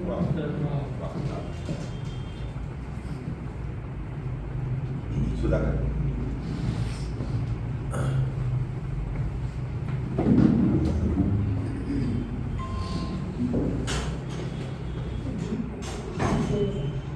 हा दिवस म्हणजे आपली खरंच संस्मरणीय आहे. अनिल रावांचे सगळे जे आपले जवळचं सहवास सगळे जे आहेत म्हणजे दौलतराव ते मला तर वाटतं प्रत्येकाने आठवणी सांगायच्या जर ठरवलं तर एक अखंड रात्र जाईल आणि इतकं ते लांबेल असं सगळ्या प्रत्येकाच्या आठवणी भरपूर आहेत आणि बोलू तेवढं थोडं आहे. पण जसे व्यक्ती आता बोलत गेल्या प्रत्येकाच्या काही आठवणी सांगत गेल्या त्यावेळी कळलं की याची थोरवी किती होती. ते माणूस किंवा मनुष्य हयात असताना आपल्याला त्याचं महत्त्व किंवा काय आहे ते कळत नाही म्हणतो ना आपण. ते त्यांनी नसतानाच आपल्याला ती पोकळी जाणवते. पोकळी का म्हणतो आपण? आता आपल्याला खरं त्यांची गुणवैशिष्ट्य वगैरे सगळी मन भरून येतं. आता आपण हे सगळे इथं एकत्रित चाललेलो आहोत. अक्षरशः आपण एका कुटुंबातले भाग आहोत घटक आहोत अशी भावना आणि वातावरण निर्मिती इथं झाली. कराडून जे आले होते त्यांनी जरी इतकं अगदी हृदयापासून त्यांचं जे काही आठवणी सांगितल्या त्यांनी तर मन हेरावून गेलं. तर माझा आणि त्यांचा संबंध म्हणजे काय पूर्वी आमच्या जवळच राहायचे अशोक काका वाळिंबे कुटुंबीय वगैरे चित्रा टाकीच्या जवळ वाळिंबे म्हणजे अगदी प्रसिद्ध होते पूर्वी. त्यांचे वडील काका वगैरे हे सगळे हे सगळ्यांना स्मरणात राहील असं होतं. दर्जेदार आणि असं चांगलं यातलं होतं सगळ्या फारातच हे कुटुंब होतं. त्यांचाच वारसा त्यांनी चालवला असं म्हणायला त्यांनी काही केलं तरी हरकत नाही. पण मुख्य म्हणजे गुण काय म्हणजे आठवलं गुण म्हणजे त्यांचे गुण आपण ते केलेच पाहिजे म्हणजे आपोआपच समजतं. निर्मळ अंतःकरण जर काय असेल आणि संगीत हे त्यांना त्यांचं माध्यम समजतं. संगीत जसं आपलं असेल सगळ्यांना निरामय आनंद देतं तसं त्यांचं वागणं होतं. दुजाभाव कुठे नव्हता. जरी ते RSS किंवा या संस्थेत असतील संस्कार भारती भारतीचा पण प्रत्यक्षात हे काम करताना किंवा वावरताना समाजात त्यांनी कुठलाही भेदभाव केला नाही. लहान असो मोठा असो किंवा हा आपला कुठला असा भेदभाव कधीही केला नाही. मग आमचे हे सगळे आता कलासंग्रह या निमित्ताने आणखी आम्ही जवळ आहोत. शेजारी होतेच. मला तर प्रसंग पूर्वीचे फार आठवतात त्यांचे म्हणजे आशुतोष शाही तर आशुतोष 5 वर्षात होता. इतकी 3 वर्षात आणि तो प्रसंग होता म्हणजे कधी डोळ्यासमोर जाणारच नाही. त्यांनी संगीताला जवळ केलं. विविध छंद जोपासले समाजकार्य केले. सगळ्यात मिसळले.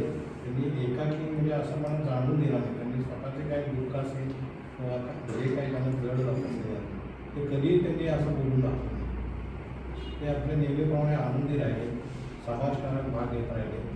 तर मी एकदा सहज त्यांना विचारलं बाबासाहेब पुरंदरे तुमचा एवढा निकटचा कसा काय संबंध आहे कुठून ओळख झाली? आता हे सगळ्यांच्या बोलण्यात आलंच बाबासाहेब पुरंदरे मलाही आठवतं एकदा त्यांनी आवर्जून डॉक्टर शोत्री यांच्या फार्म हाऊसवर एकदा बाबासाहेब आले होते. ठराविक लोकांनाच निमंत्रण दिलं होतं. त्यावेळी त्यांनी दाराशाबद्दल सांगितलं. औरंगाबादचे भाऊ दाराशा आणि बाबासाहेबांचं वय त्यावेळी मला वाटते 95-96 काहीतरी असेल.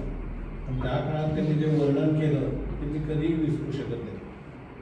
अपकाराची वेळ, उपकाराची वेळ अपकाराने कशी होती किंवा पूर्वी कसे फसवणूक, दगाबाजी वगैरे कसे असायचे आणि आपण कसं वस्तुस्थितीचं भान ठेवून अलर्ट राहिलं पाहिजे हा त्यातून संदेश मिळतो. तर असे भरपूर असे अनुभव आहेत त्यांच्या समाजामुळे. जसं म्हणलं ना आम्ही वाळीमुळे म्हणायचे नवोदित गायक वगैरे यांना ते किती व्यासपीठ उपलब्ध करून दिलं आणि ते बरोबर गुण हेरायचे. एखाद्याचे कला कौशल्य काय आहे, गुण आणि त्याच्यातून काय करून घ्यायचं ते त्यांना बरोबर मार्मिकता असायची त्यांच्याकडे. एवढं चौकसपणा होता त्यांचा. त्यामुळे ते हेरायचे बरोबर आणि ते बरोबर उचलून घ्यायचे. पण स्वतःचा स्वार्थ काहीच नव्हता. यातून स्वतःचं नाव व्हावं किंवा प्रसिद्धी मिळावी, मोठेपणा मिळावा असं त्यांचं काही नव्हतंच. असं त्यांनी कधी केलं नाही. माझे फोटो छापून मिळेल, माझं गुणगान गायला जावं किंवा मला प्रसिद्धी मिळावी. ते व्यासपीठावर पण कधी कधी यायचे. दूर काय असेल ते आपलं काय असेल ते सांगायचं. संगीतातलं ज्ञान होतं, सहवास होता. उषा मंगेशकर, लता मंगेशकर, सुधीर फडके, प्रतिमा यांचा तर संबंध होताच, त्याचं ज्ञान होतंच. पण त्यांचं ते समाजात मिसळणं आणि वावरणं जे होतं त्यांनी ते अतिशय साधेपणा होता. त्यामुळे हे सगळ्यांना जे आपुलकी आणि जे आपलेसे झाले सगळे हे त्यांच्या गुणवैशिष्ट्याने आपण म्हणतो ना की आपल्याला पूर्वीपासून लहानपणापासून आपण ऐकतो बाराव्या कधी कीर्ती झाली ते खरोखरच सार्थ त्यांनी करून टाकलं. हे आज जरी नसते, आता शेवटी नैसर्गिक प्रक्रिया आहे. आज इतक्या वयात त्यांनी 1-2 वर्ष पद्धतीचे दिलीच झुंज दिलीच नाही तर आपण त्यांनी उभारले पडेल. शेवटी इलाज नाही, इथे पुढे काही चाललं नाही. पण त्यांची जी जिद्द होती, जी तळमळ होती ती कधीही विसरणार नाही. शेवटी देखील त्यांनी बोलवलं. त्यांच्या मनामध्ये सुशीलकुमारजींना बोलवायचं, सुशीलकुमार शिंदे यांना बोलवून मोठा कार्यक्रम करायचा चालू होता. त्याबद्दल आयोजन पण चालू होतं. आता हे अलीकडं आम्ही वेगवेगळ्या वेळेमध्ये आता शंकर जयकिसन यांचा कार्यक्रम द्यायचा आहे. सतत त्यांच्या डोक्यात रचना असायची, काही ना काहीतरी करायचं. आणि सांगायचं म्हणजे काय, संस्था जी आपण उभी केली आर्थिक पाठबळ काहीच नाही.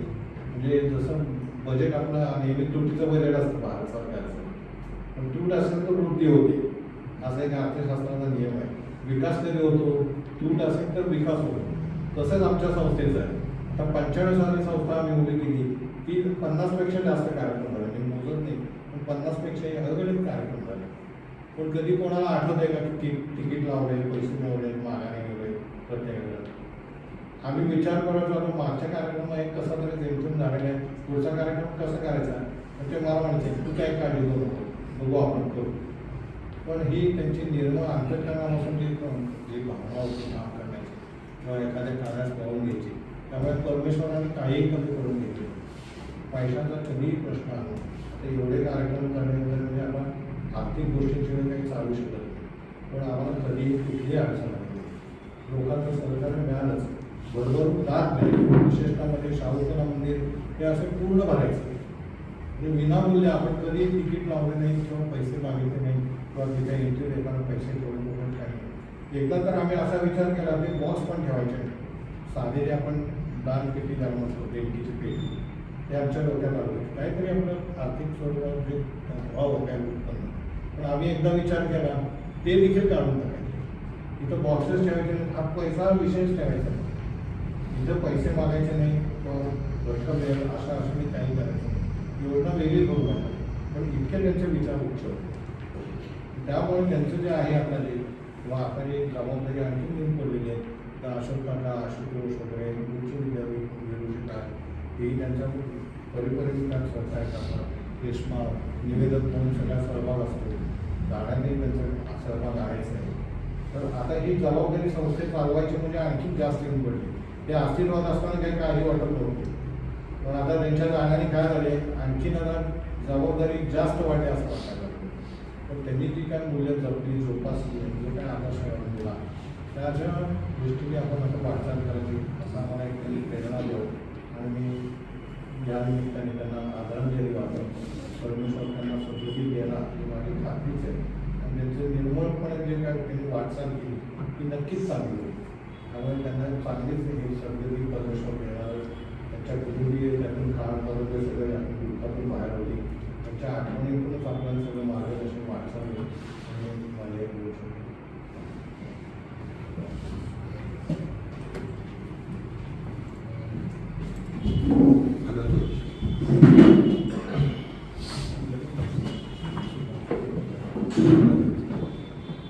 अनिलराव वाळिंबेंच्या नावाच्या पाठीमागे कैलासवासी लावत असताना अतिशय अवघड वाटतंय, परंतु वस्तुस्थिती आपण सगळ्यांच्या श्रद्धांजली अर्पण केली.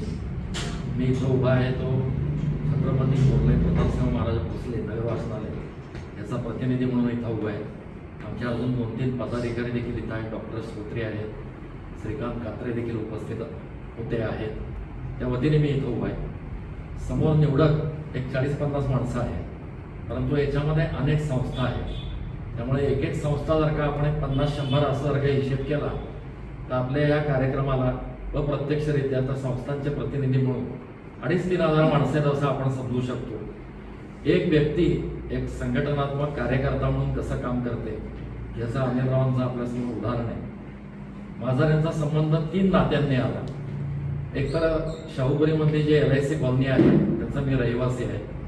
इथं 6-7 वर्ष अनिलराव आमच्या कॉलनीमध्ये राहायचे. दुसरा महत्त्वाचा संबंध राष्ट्रीय स्वयंसेवक संघाचा स्वयंसेवक या नात्याने त्यांचा माझा संबंध आला. आणि तिसरा आता सुधाकर कुलकर्णींच्या जे बोलण्यामध्ये आलं, मी युनायटेड वेस्टर्नमध्ये अनेक वर्ष होतो. नंतर जनकल्याण ही जी पतसंस्था आहे त्याच्यामध्ये मी बरीच वर्ष काम केलं. तर त्यामुळं ही आर्थिक जोडणी करण्याच्या दृष्टीने अनिलरावांचा हक्काने अनेक वेळेला आम्हाला फोन यायचे. आणि ही जी धनाची व्यवस्था करायची असते तर त्याच्यामध्ये आपण उत्तम सामाजिक काम करतोय. त्याच्यामुळे अजिबात संकोच न करता हक्काने पैसे मागणं हे संघटक आणि कार्यकर्ता म्हणून कसं करायचं असतं याचं अनिलराव हे अगदी मूर्तिमंत उदाहरण होतं. अजून एक माझ्या मनामध्ये आठवण आहे की अनिलराव वाळिंब्यांच्या बरोबर 1974 साली ज्या वेळेला राज्याभिषेकाची त्रिशताब्दी झाली तेव्हा आम्ही 6-7 जण संघातले तरुण माणसं, सेनापती आमचे अनिलराव होते आणि आम्ही प्रतापगड ते रायगड असे चालत रायगडावरती आम्ही गेलेलो होतो. ही आठवण आजही माझ्या मनात ताजी आहे की ते सगळे एकत्र करणं आणि जाणं. आम्ही रात्रभर आम्ही चालत होतो, पण त्याच्या मागे अनिलराव होते त्याच्यामध्ये. तर त्यामुळं आज पेस्ट्रीच्या जमान्यामध्ये आपण आहोत, परंतु एवढे बहुविध आयाम असणारे व्यक्तिमत्व, एवढी माणसं जोडलेली असं व्यक्तिमत्व, परंतु आपण एका वाक्यात वर्णन करायचं तर ते बॅकस्टेजमध्ये कायम काम करायचं. त्यामुळे कर्मप्रवृत्त पण श्रेय निवृत्त असंच कायम अनिलराव वाळिंब्यांनी काम केलं. त्यामुळं अजूनही काही लोकांना बोलायचं आहे. त्यामुळे एक 4 ओळी फक्त श्रद्धांजलीच्या रूपाने बाबा बोरकरांच्या कवितेतल्या ज्या अनिलराव वाळिंब्यांना पूर्ण लागू पडतील असं मला वाटतं. 4च ओळी. देखणी ती जीवने जी तृप्तीची तीर्थोदके, चांदणे ज्यातून वाहे शुभ्र पाऱ्यासारखे. असं जीवन अनिलराव जगले पूर्ण. तसं 85 वर्षाचं आयुष्य त्यांना लाभलं आणि अत्यंत समाधानी. प्रतिकूल परिस्थितीमध्ये देखील काही अडचणी संकट त्यांच्या कुटुंबावरती आली, परंतु त्यातनं पूर्ण समाधानाने असं त्यांचं आयुष्य त्यांनी व्यतीत केलं. शेवटचा 1-2 वर्षाचा काळ सोडला तर शेवटपर्यंत कार्यरत होते. त्यामुळे या 2 ओळी त्यांना लागू पडतात. देखणी ती जीवनाची तृप्तीची तीर्थोदके, चांदणे ज्यातून वाहे शुभ्र पाऱ्यासारखे. अजून 2 ओळी पुढच्या. देखणा देहांत जो सागरी सूर्यास्ताचा, अग्नीचा पेरूनी जातो रात्रगर्भी वारसा, रात्रगर्भी वारसा.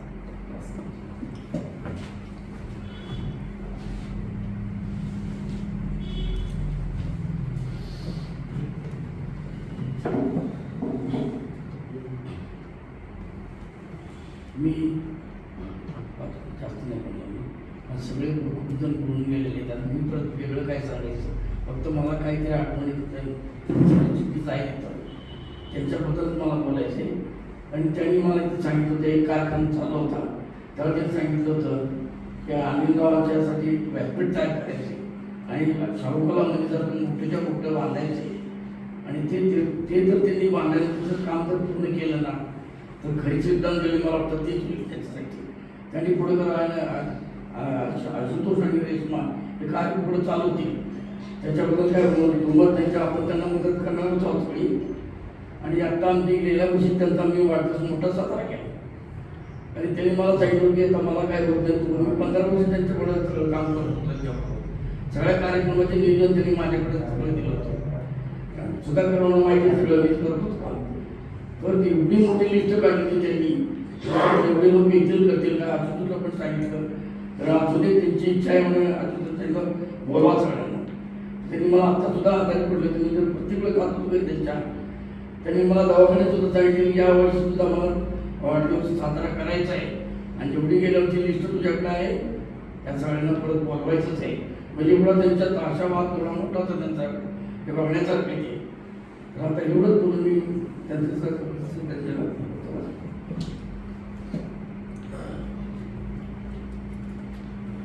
डॉक्टर श्रोत्री.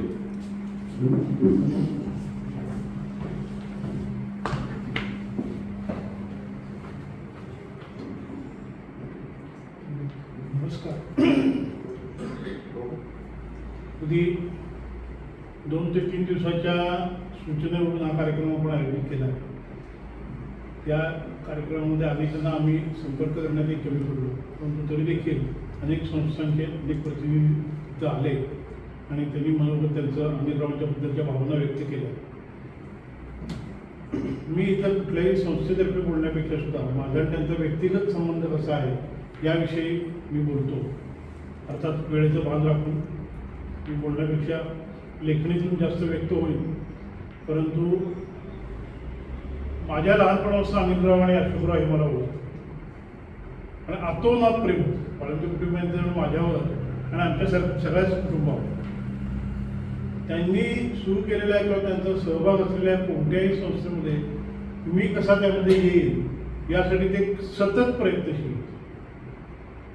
कोणतीही घटना असेल, कोणत्याही त्यांच्या डोक्यात कुठली कल्पना आली असेल तर ते सांगायची आणि कशी आणायची.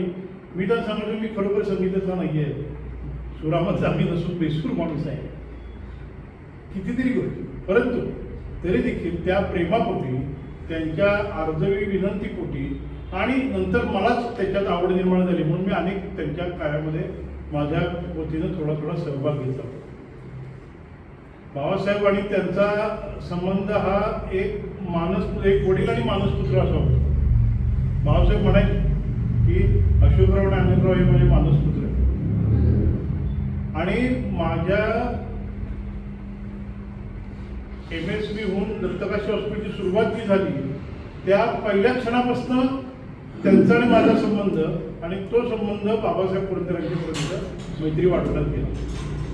इतकी ती वाढली की बाबासाहेब कधी येणार आहेत त्या कधी जाणार हे त्यांच्यापेक्षा त्यांच्या अगोदर मला लोक विचारायला लागले.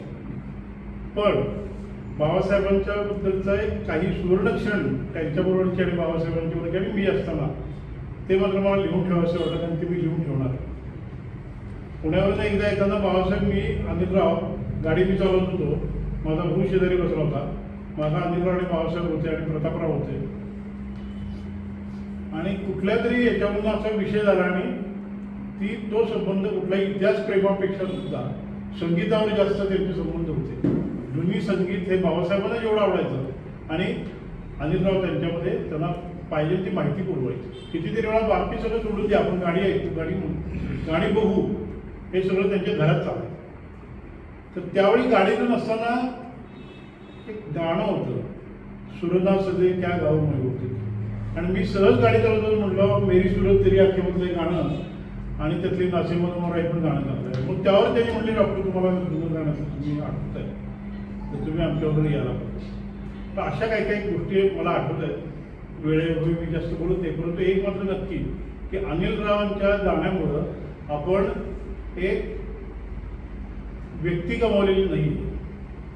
अनेक संस्थात्मक विचार एकाच डोक्यामध्ये असलेले, म्हणजे संगीत असू दे, इतिहास असू दे, सातारचं प्रेम असू दे, या सगळ्या आपण गमावलेलं आहे तेवढं मात्र नक्की. अशा व्यक्ती फार क्वचित असतात आणि होतात आणि त्यातली एक व्यक्ती आपण गमावली. सातारचा सांगीतिक सांस्कृतिक इतिहासापैकी एक महत्त्वाचा माणूस होता, तो आपण गमावला. त्यांच्याबरोबर मी राजमाची 2 वेळा, कर्नाळा एकदा, विजयदुर्ग एकदा, अशा अनेक ठिकाणी माझी त्यांची भटकंती झाली. बाबासाहेब पुरंदरेच नव्हे तर ॲडमिरल मनोहर आवटींच्या बरोबर आम्ही इथून साताऱ्यातनं आमच्या घरातनं विजयदुर्गला मी ड्रायव्हिंग करत त्यांना नेलं होतं. त्यावेळेच्या त्यांच्या गप्पा, श्रीधर फडके एकदा आले होते त्यावेळेच्या आठवणी, अशा अनेक आठवणी आहेत. परंतु एक मात्र नक्की की माझा व्यक्तिगत मात्र मोठा लॉस झालेला आहे आणि मोठी पोकळी एक आहे एवढं मात्र नक्की.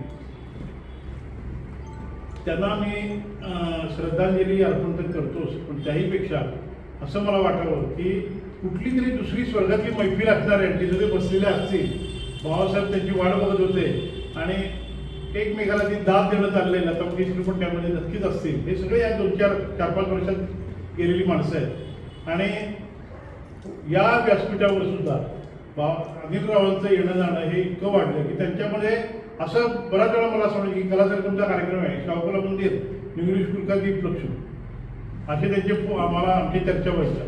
मग आपल्याला किती कसा कार्यक्रम घ्यायचा आहे, कुठला घ्यायचा आहे, नौशादचा घ्यायचा आहे, असा घ्यायचा, अशा अनेक विषय त्यामध्ये असायचे.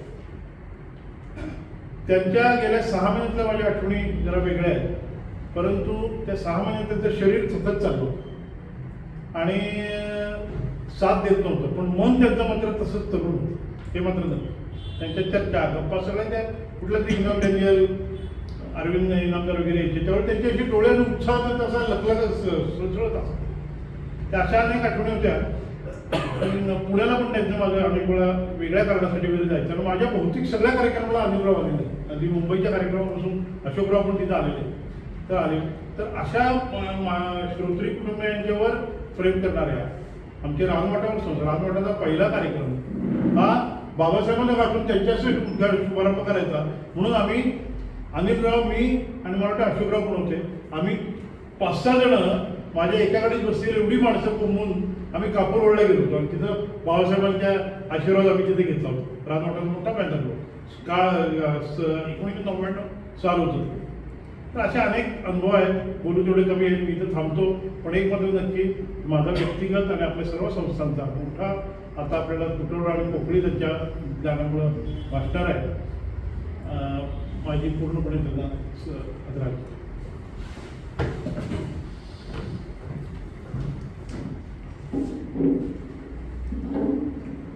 या सभागृहामध्ये काही कार्यक्रम अनिल वाळिंबे, अशोक वाळिंबे होते. त्यातला मला अजून आठवतो निनाद बेडेकरांचा कार्यक्रम आणि निनाद बेडेकर जेव्हा गेले तेव्हा मी पुण्यात होतो, पण अनिल वाळिंबे इथनं आले आणि आम्ही दोघं त्यांच्या अंत्यदर्शनासाठी गेलो. म्हणजे शेवटपर्यंत थकेपर्यंत ते कुठल्याही गोष्टी असेल तर जायचे. पुण्याला त्यांच्या विशेषतः मधुपोदाराचा कार्यक्रम असेल, बेडेकरांचा कार्यक्रम असेल, बऱ्याच वेळा. तर पुणे आणि सातारा हा जो एक संबंध आहे हा त्यांनी ठेवण्यामध्ये सुद्धा त्यांचं विशेषतः काम. पहिला आशुतोष वाळिंबे बोलेल आणि शेवटी अशोक वाळिंबे. आशुतोष वाळिंबे या ठिकाणी 2 मिनिटं.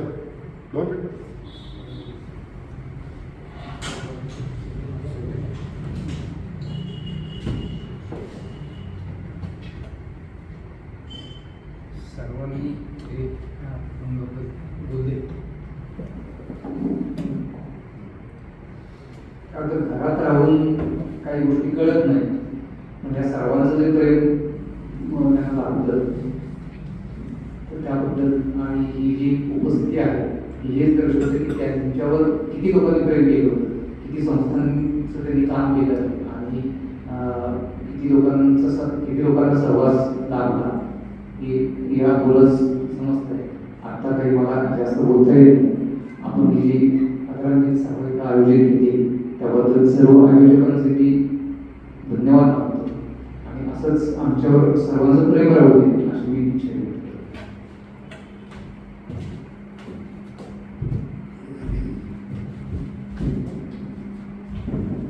काय बोलणार नाही, कारण बोलायला लागलं तर मला नंतर बोलायचं नाही, इतका वेळ घेणार नाही.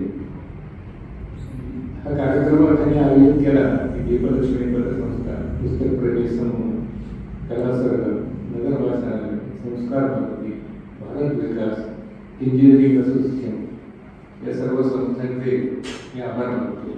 वाळिंबे कुटुंबीय यांच्याप्रती आता ज्यांनी आपली मनोगत व्यक्त केली त्या सर्वांचे मी आभार मानतो.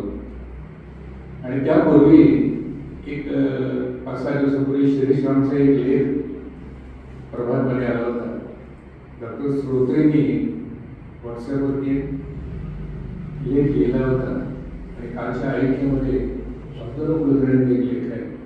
त्या तिन्ही लेखां ज्यांनी लिहिले त्याबद्दल मी त्यांचे सगळ्यांचे आभार व्यक्त करतो. माणूस किती मोठा होता हे आपण सर्वांनी सांगितलेलं आहे. त्याच्या मोठेपणाचं मी वर्णन करणार नाही, पण माझा भाऊ किती मोठा होता हे सांगणं पण थोडं अवघड आहे. काही दिवसापूर्वी एक पत्र माझ्या हातात पडलं. आपल्याला आश्चर्य वाटेल. ते पत्र मी माझी पत्राचं अर्थ जाता मला मिळालं. ते पत्र होतं उषाताई मंगेशकरांचं आणि त्यांनी पत्रामध्ये त्यांचं एक काम होतं काहीतरी सातारला अनिलराव लिहिलेलं पत्र होतं. त्याने असं लिहिलं होतं की अनिलराव एक काम तुम्ही माझ्या घरातले आहात असं समजून करा. तुम्ही माझ्या घरातले आहात असं समजून करा, मला याची आवश्यकता आहे. ते पत्र वाचल्यानंतर असं ध्यानामध्ये आलं की अनिलचे संबंध किती होते. 1983 साली बाबासाहेब पुरंदरेंची 61 सातारला आपण करणार होतो. या कार्यक्रमासाठी लता मंगेशकरांनी यावं असं प्रयत्न तो करत होता, तो स्वतः करत होता. दुर्दैवाने नाही, म्हणजे लता मंगेशकरांच्या कार्यक्रमामध्ये झालं नाही, पण ते जर झालं असतं ना तर सातारचं तेवढं मोठं हे भाग्य होतं की आपण एक चांगलं व्यक्तिमत्व पाहायला मिळालं असतं, ऐकायला मिळालं असतं. आणि असा एक प्रयत्न चालला होता. कदाचित मला माहीत नाही, पण बाबासाहेबांच्या मनात असं असावं तर त्यांनी पुस्तक लिहिलं होतं. त्या पुस्तकाची प्रकाशनाचा कार्यक्रम सज्जन घडवण्याची त्याची इच्छा होती. कदाचित मी कदाचित शब्दप्रयोग वापरतोय की ऐतिहासिक घटना नाही. बाबासाहेब अतिशय बोलत असत काही गोष्टी. त्यांना असं वाटत होतं की या पुस्तकाचं प्रकाशन लता मंगेशकरांनी केलं पाहिजे असं वाटत असावं. त्यांनी प्रत्यक्ष बोलून दाखवून नाही, पण त्याच्या मनातल्या काही गोष्टी आम्हाला समजत होत्या. कारण बाबासाहेब अनिल आणि आम्ही याच्यातला अद्वैत आहे ना ते आम्ही सोबत करतो. फक्त मी जर आता बोलायला तर मला रात्र पुरणार नाही, कारण आमच्या गप्पा ज्या सुरू असायच्या त्या गाण्याविषयीच असायच्या बऱ्याचशा आणि त्या रात्रभर चालायच्या. किरण जी आपण आठवण सांगितली त्यापेक्षाही आणखी काही आठवण माझ्या मनामध्ये आहे की ज्या अनिलचे या कल्पना राजे साहेब आणि सुधीर राजे साहेब यांच्याशी खूप मोठी संबंध होते, चांगल्या प्रकारचे. संस्कार भारतीचे तुम्ही सांगितलं, पण मी एक दोन फक्त आठवणी सांगतो म्हणजे आपल्याला माहिती होईल. संस्कार भारतीचे कार्य करत असताना कल्याण स्वामी नावाचे पुरुष होते, योगी पुरुष होते, पालीला होते. ते आईसाहेबांकडे येत असत. त्या आईसाहेबांकडे येत अनिल तिथं बसलेला होता. त्या आईसाहेबांना आपल्याला काही कीर्तन करता येईल ना तर करू की ते संस्कार भारतीच्या वतीनं समर सदनमध्ये कीर्तन झालं. आईसाहेब त्याला उपस्थित होत्या त्या कार्यक्रमाला. ते संस्कार भारतीच्या वतीने केलं होतं. असे काही कार्यक्रम आहेत.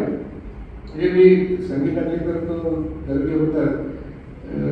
दोरी सर तुम्ही बोलला नाही, पण मला आठवण आहे आपण रात्री त्या दिवशी कृष्णानगरला बाबासाहेब होते. रात्री तुम्ही त्यांना गाणी ऐकवली. तुम्ही होता आणि प्रज्ञा होती, दोघं जण होते. काही काय आठवण इतके सांगायला विसरतात काही मला माणसं, पण माझ्या लक्षात आहेत खूप गोष्टी अशा खूप गोष्टी असते. संगीतामधला तो चढकार होता, थोडासा प्रेमी होता. त्याच्याकडे लहानपणी काही बुलबुल तरंग असेल ते वाजवत असायचा, की पुस्तक आणायचा, त्याच्यावर नोटेशन काढायचा आणि गाणी वाजवायचं हे सगळं मला माहिती आहे. आणि त्याच्यानंतर संगीत चित्रपट शेजारी चित्रपट गरज होतं, त्यामुळे त्या चित्रपटातल्या सगळ्या गोष्टी माहिती असेल सगळ्यांना. आणि चित्रपट क्षेत्रातल्या विविध माणसांशी संपर्क होता, खूप चांगला संपर्क होता. विशेषतः सुधीर फडके किंवा आपल्याला माहीत नाही वाईल्ड लाईफ कार्यक्रम झाला. लगे माडगुळकर, व्यंकटेश माडगुळकर, दमा बिरादार आणि शंकर पाटील यांच्या कथा सांगत असत. ते अनिलच्या उतरले होते आणि अनिलने विनंती केली बाबासाहेब तुम्ही याचं निवेदन करा आणि बाबासाहेब त्या कार्यक्रमाला आले होते. तिथे असे काही काही घटना आहेत की ज्या लोकांना चांगलं काहीतरी कळावं म्हणून तुम्ही मगाशी उल्लेख केला, त्यांच्या इन्सिडेंट दिला. त्याचा कार्यक्रम जर ठरलं तर बाबासाहेब विनंती केली की तुम्ही या. बाबासाहेबांचे चित्रज्ञ कोडकरला घेऊन आले की मी येतो. दोघं जण आले होते या कार्यक्रमाला. त्या सगळ्याला आपण तो कार्यक्रम केला होता. असे संगीतातले अनेक दर्दी महाराष्ट्रात कोकणातल्या उघड असतात महाराष्ट्राचे माजी पोलीस महासंचालक अरविंद इनामदार हे संगीताचे दर्दी होते, ते इतिहासाचे दर्दी होते, ते साहित्याचे दर्दी होते, नुसते पोलीस खात्याचे नव्हते. तर हे अनेकदा ओळख होतं, त्याची ओळख होती, त्यांना माहिती होती. आणि म्हणून त्या कार्यक्रमाला काही गाण्याच्या कार्यक्रमाला तो यांना बोलवत असे.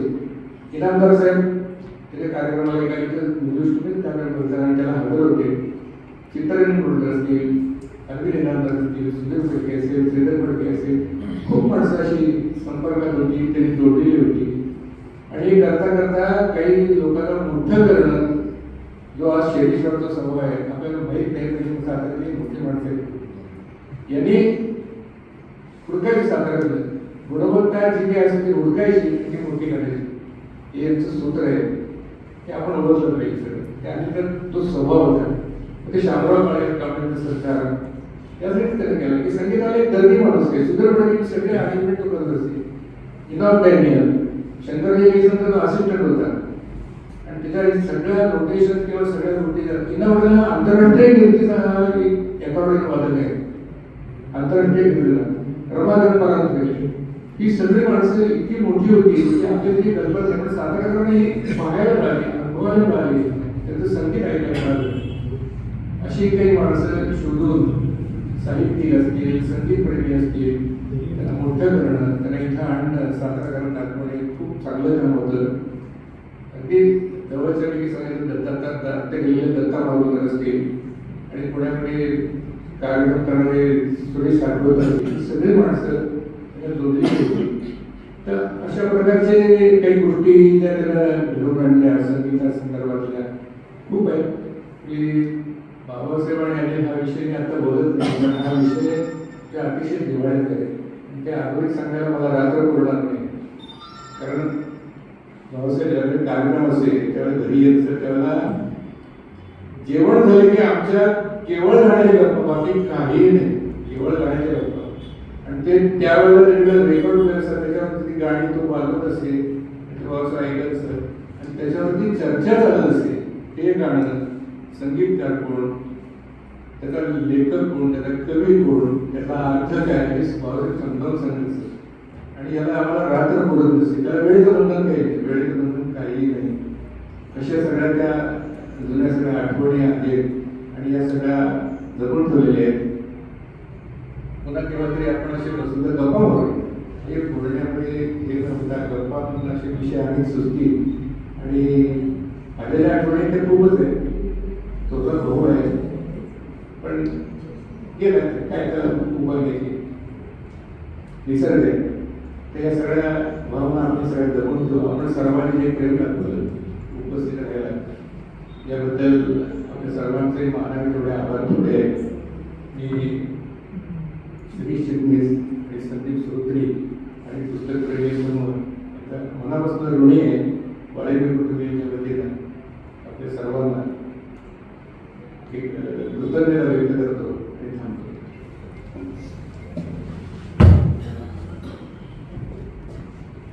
दोनच गोष्टी बोलू डॉक्टर नरेंद्र दाभोळकर यांनी दिग्दर्शक असोसिएशनचं म्हणजे 12 कार्यक्रम आपण होतो. 12 कार्यक्रम होऊ शकण्याने 5 कार्यक्रम झाले, पण त्या 5 कार्यक्रमातून एक पुस्तक तयार झालं, तिथे ऐतिहासिक नोंद विशेषतः झालेले. तसं माझी इच्छा आहे 2 गोष्टी. एक म्हणजे बाबासाहेब पुरंदरे आणि अनिल वाळिंबे हे जे अद्वैत आहे फार महत्त्वाचे, ते ऐतिहासिक नोंद झाले पाहिजे आणि ते काम अशोक वाळिंबे करा. ज्यात असं म्हटलं की रात्रभर बोलतो, त्यापेक्षा बोलायला रेकॉर्ड करून ते आम्ही पण लिहिलं पाहिजे आणि त्याची प्रस्तावना कॉम्रेड पिरियडमध्ये केली पाहिजे. कारण मला कॉम्रेड पिरियडमालेंचं वैशिष्ट्य माहिती आणि हे पण माहिती. तो एक तुमच्यासाठी नाही, वायब्यांसाठी नाही, तो ऐतिहासिक दस्तावेज होऊ शकतो, तर तो करावा हे केलं. आणि आम्ही दिग्दर्शक संस्था प्रयत्न करू की पुढील महिन्यापासून, या महिन्यापासून म्हटलं असं पण मी नाही आहे का 15 मार्चपर्यंत, पुढील महिन्यापासून 12 महिने आपण वाळिंब्यांच्यासाठी 12 कार्यक्रम इथं करू आणि विशेषतः त्या कार्यक्रमाला कॉम्रेड किरण माने असतील, सागर देशपांडे असतील, जगडगडचा म्हणजे जे किंवा अगदी तुमचे ज्यांचे बाबासाहेबांचे बरोबर होती, एक होती. हां, त्याला असं 12 लोकांना कळती आणि सजीव सुरवली असते विशेषतः. आणि त्या 12 महिने बाबासाहेब पुरंदरे टेके पण बोलतील त्या विषयात 5-10 मिनिटं. असं आपण एक नक्की करूया. आणि अशा प्रकारची श्रद्धांजली आपण जे म्हणतो त्यांना ही महत्वाची ठरेल. कारण 700 बाबासाहेब पुरंदरेंचं जे नातं होतं शिवशाहीर दिलापासून त्याच्या बऱ्याच आठवणी पत्ररूपाने वाहिनीकडे ही पत्र वाचलेली आहेत बरीच. लंडनमध्ये दिलेली पत्र आहे, तलवारीच्या संदर्भातलं पत्र आहे. म्हणजे सगळं लिहिलं त्याच्यावर तुम्ही प्रस्तावना झालं मला तुमचं माहिती आहे ते वेगळं होईल. कारण स्वातंत्र्य लढ्यापासून तर बऱ्याच गोष्टी सुद्धा त्याच्यामध्ये येऊ शकतात. आणि अशी काही प्रयोग आपण जे म्हणतो पुण्यात सुद्धा सांगितलं आधी काय बघा पुण्यात एक व्यक्ती मला भेटली प्रचाराला गेलो होतो. त्याच्या जन्माच्या 5 वर्षाच्या सातारा आठवणी सांगितलं. फार मोठी माणसं सातारमधली अशी आहेत. मागच्या इलेक्शनला 10 वर्षापूर्वी मला सुद्धा भेटले.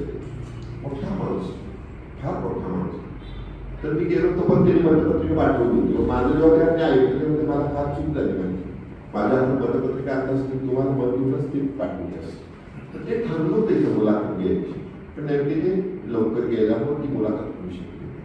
तर हे सातारशी जे नाते वेगवेगळं आहे हे विशेषतः महाराष्ट्रात पोचण्याच्या दृष्टिकोनातून हा एक प्रयोग आपण करूया असं मला वाटतं.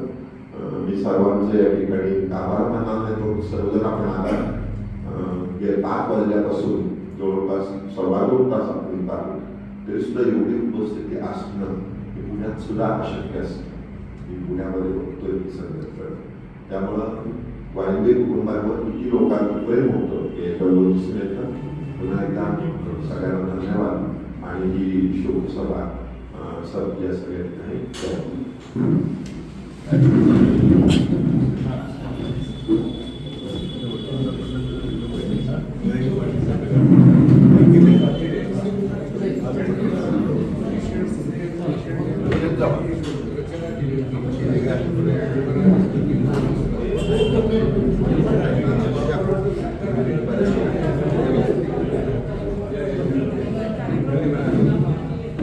मार्चपर्यंत आहे.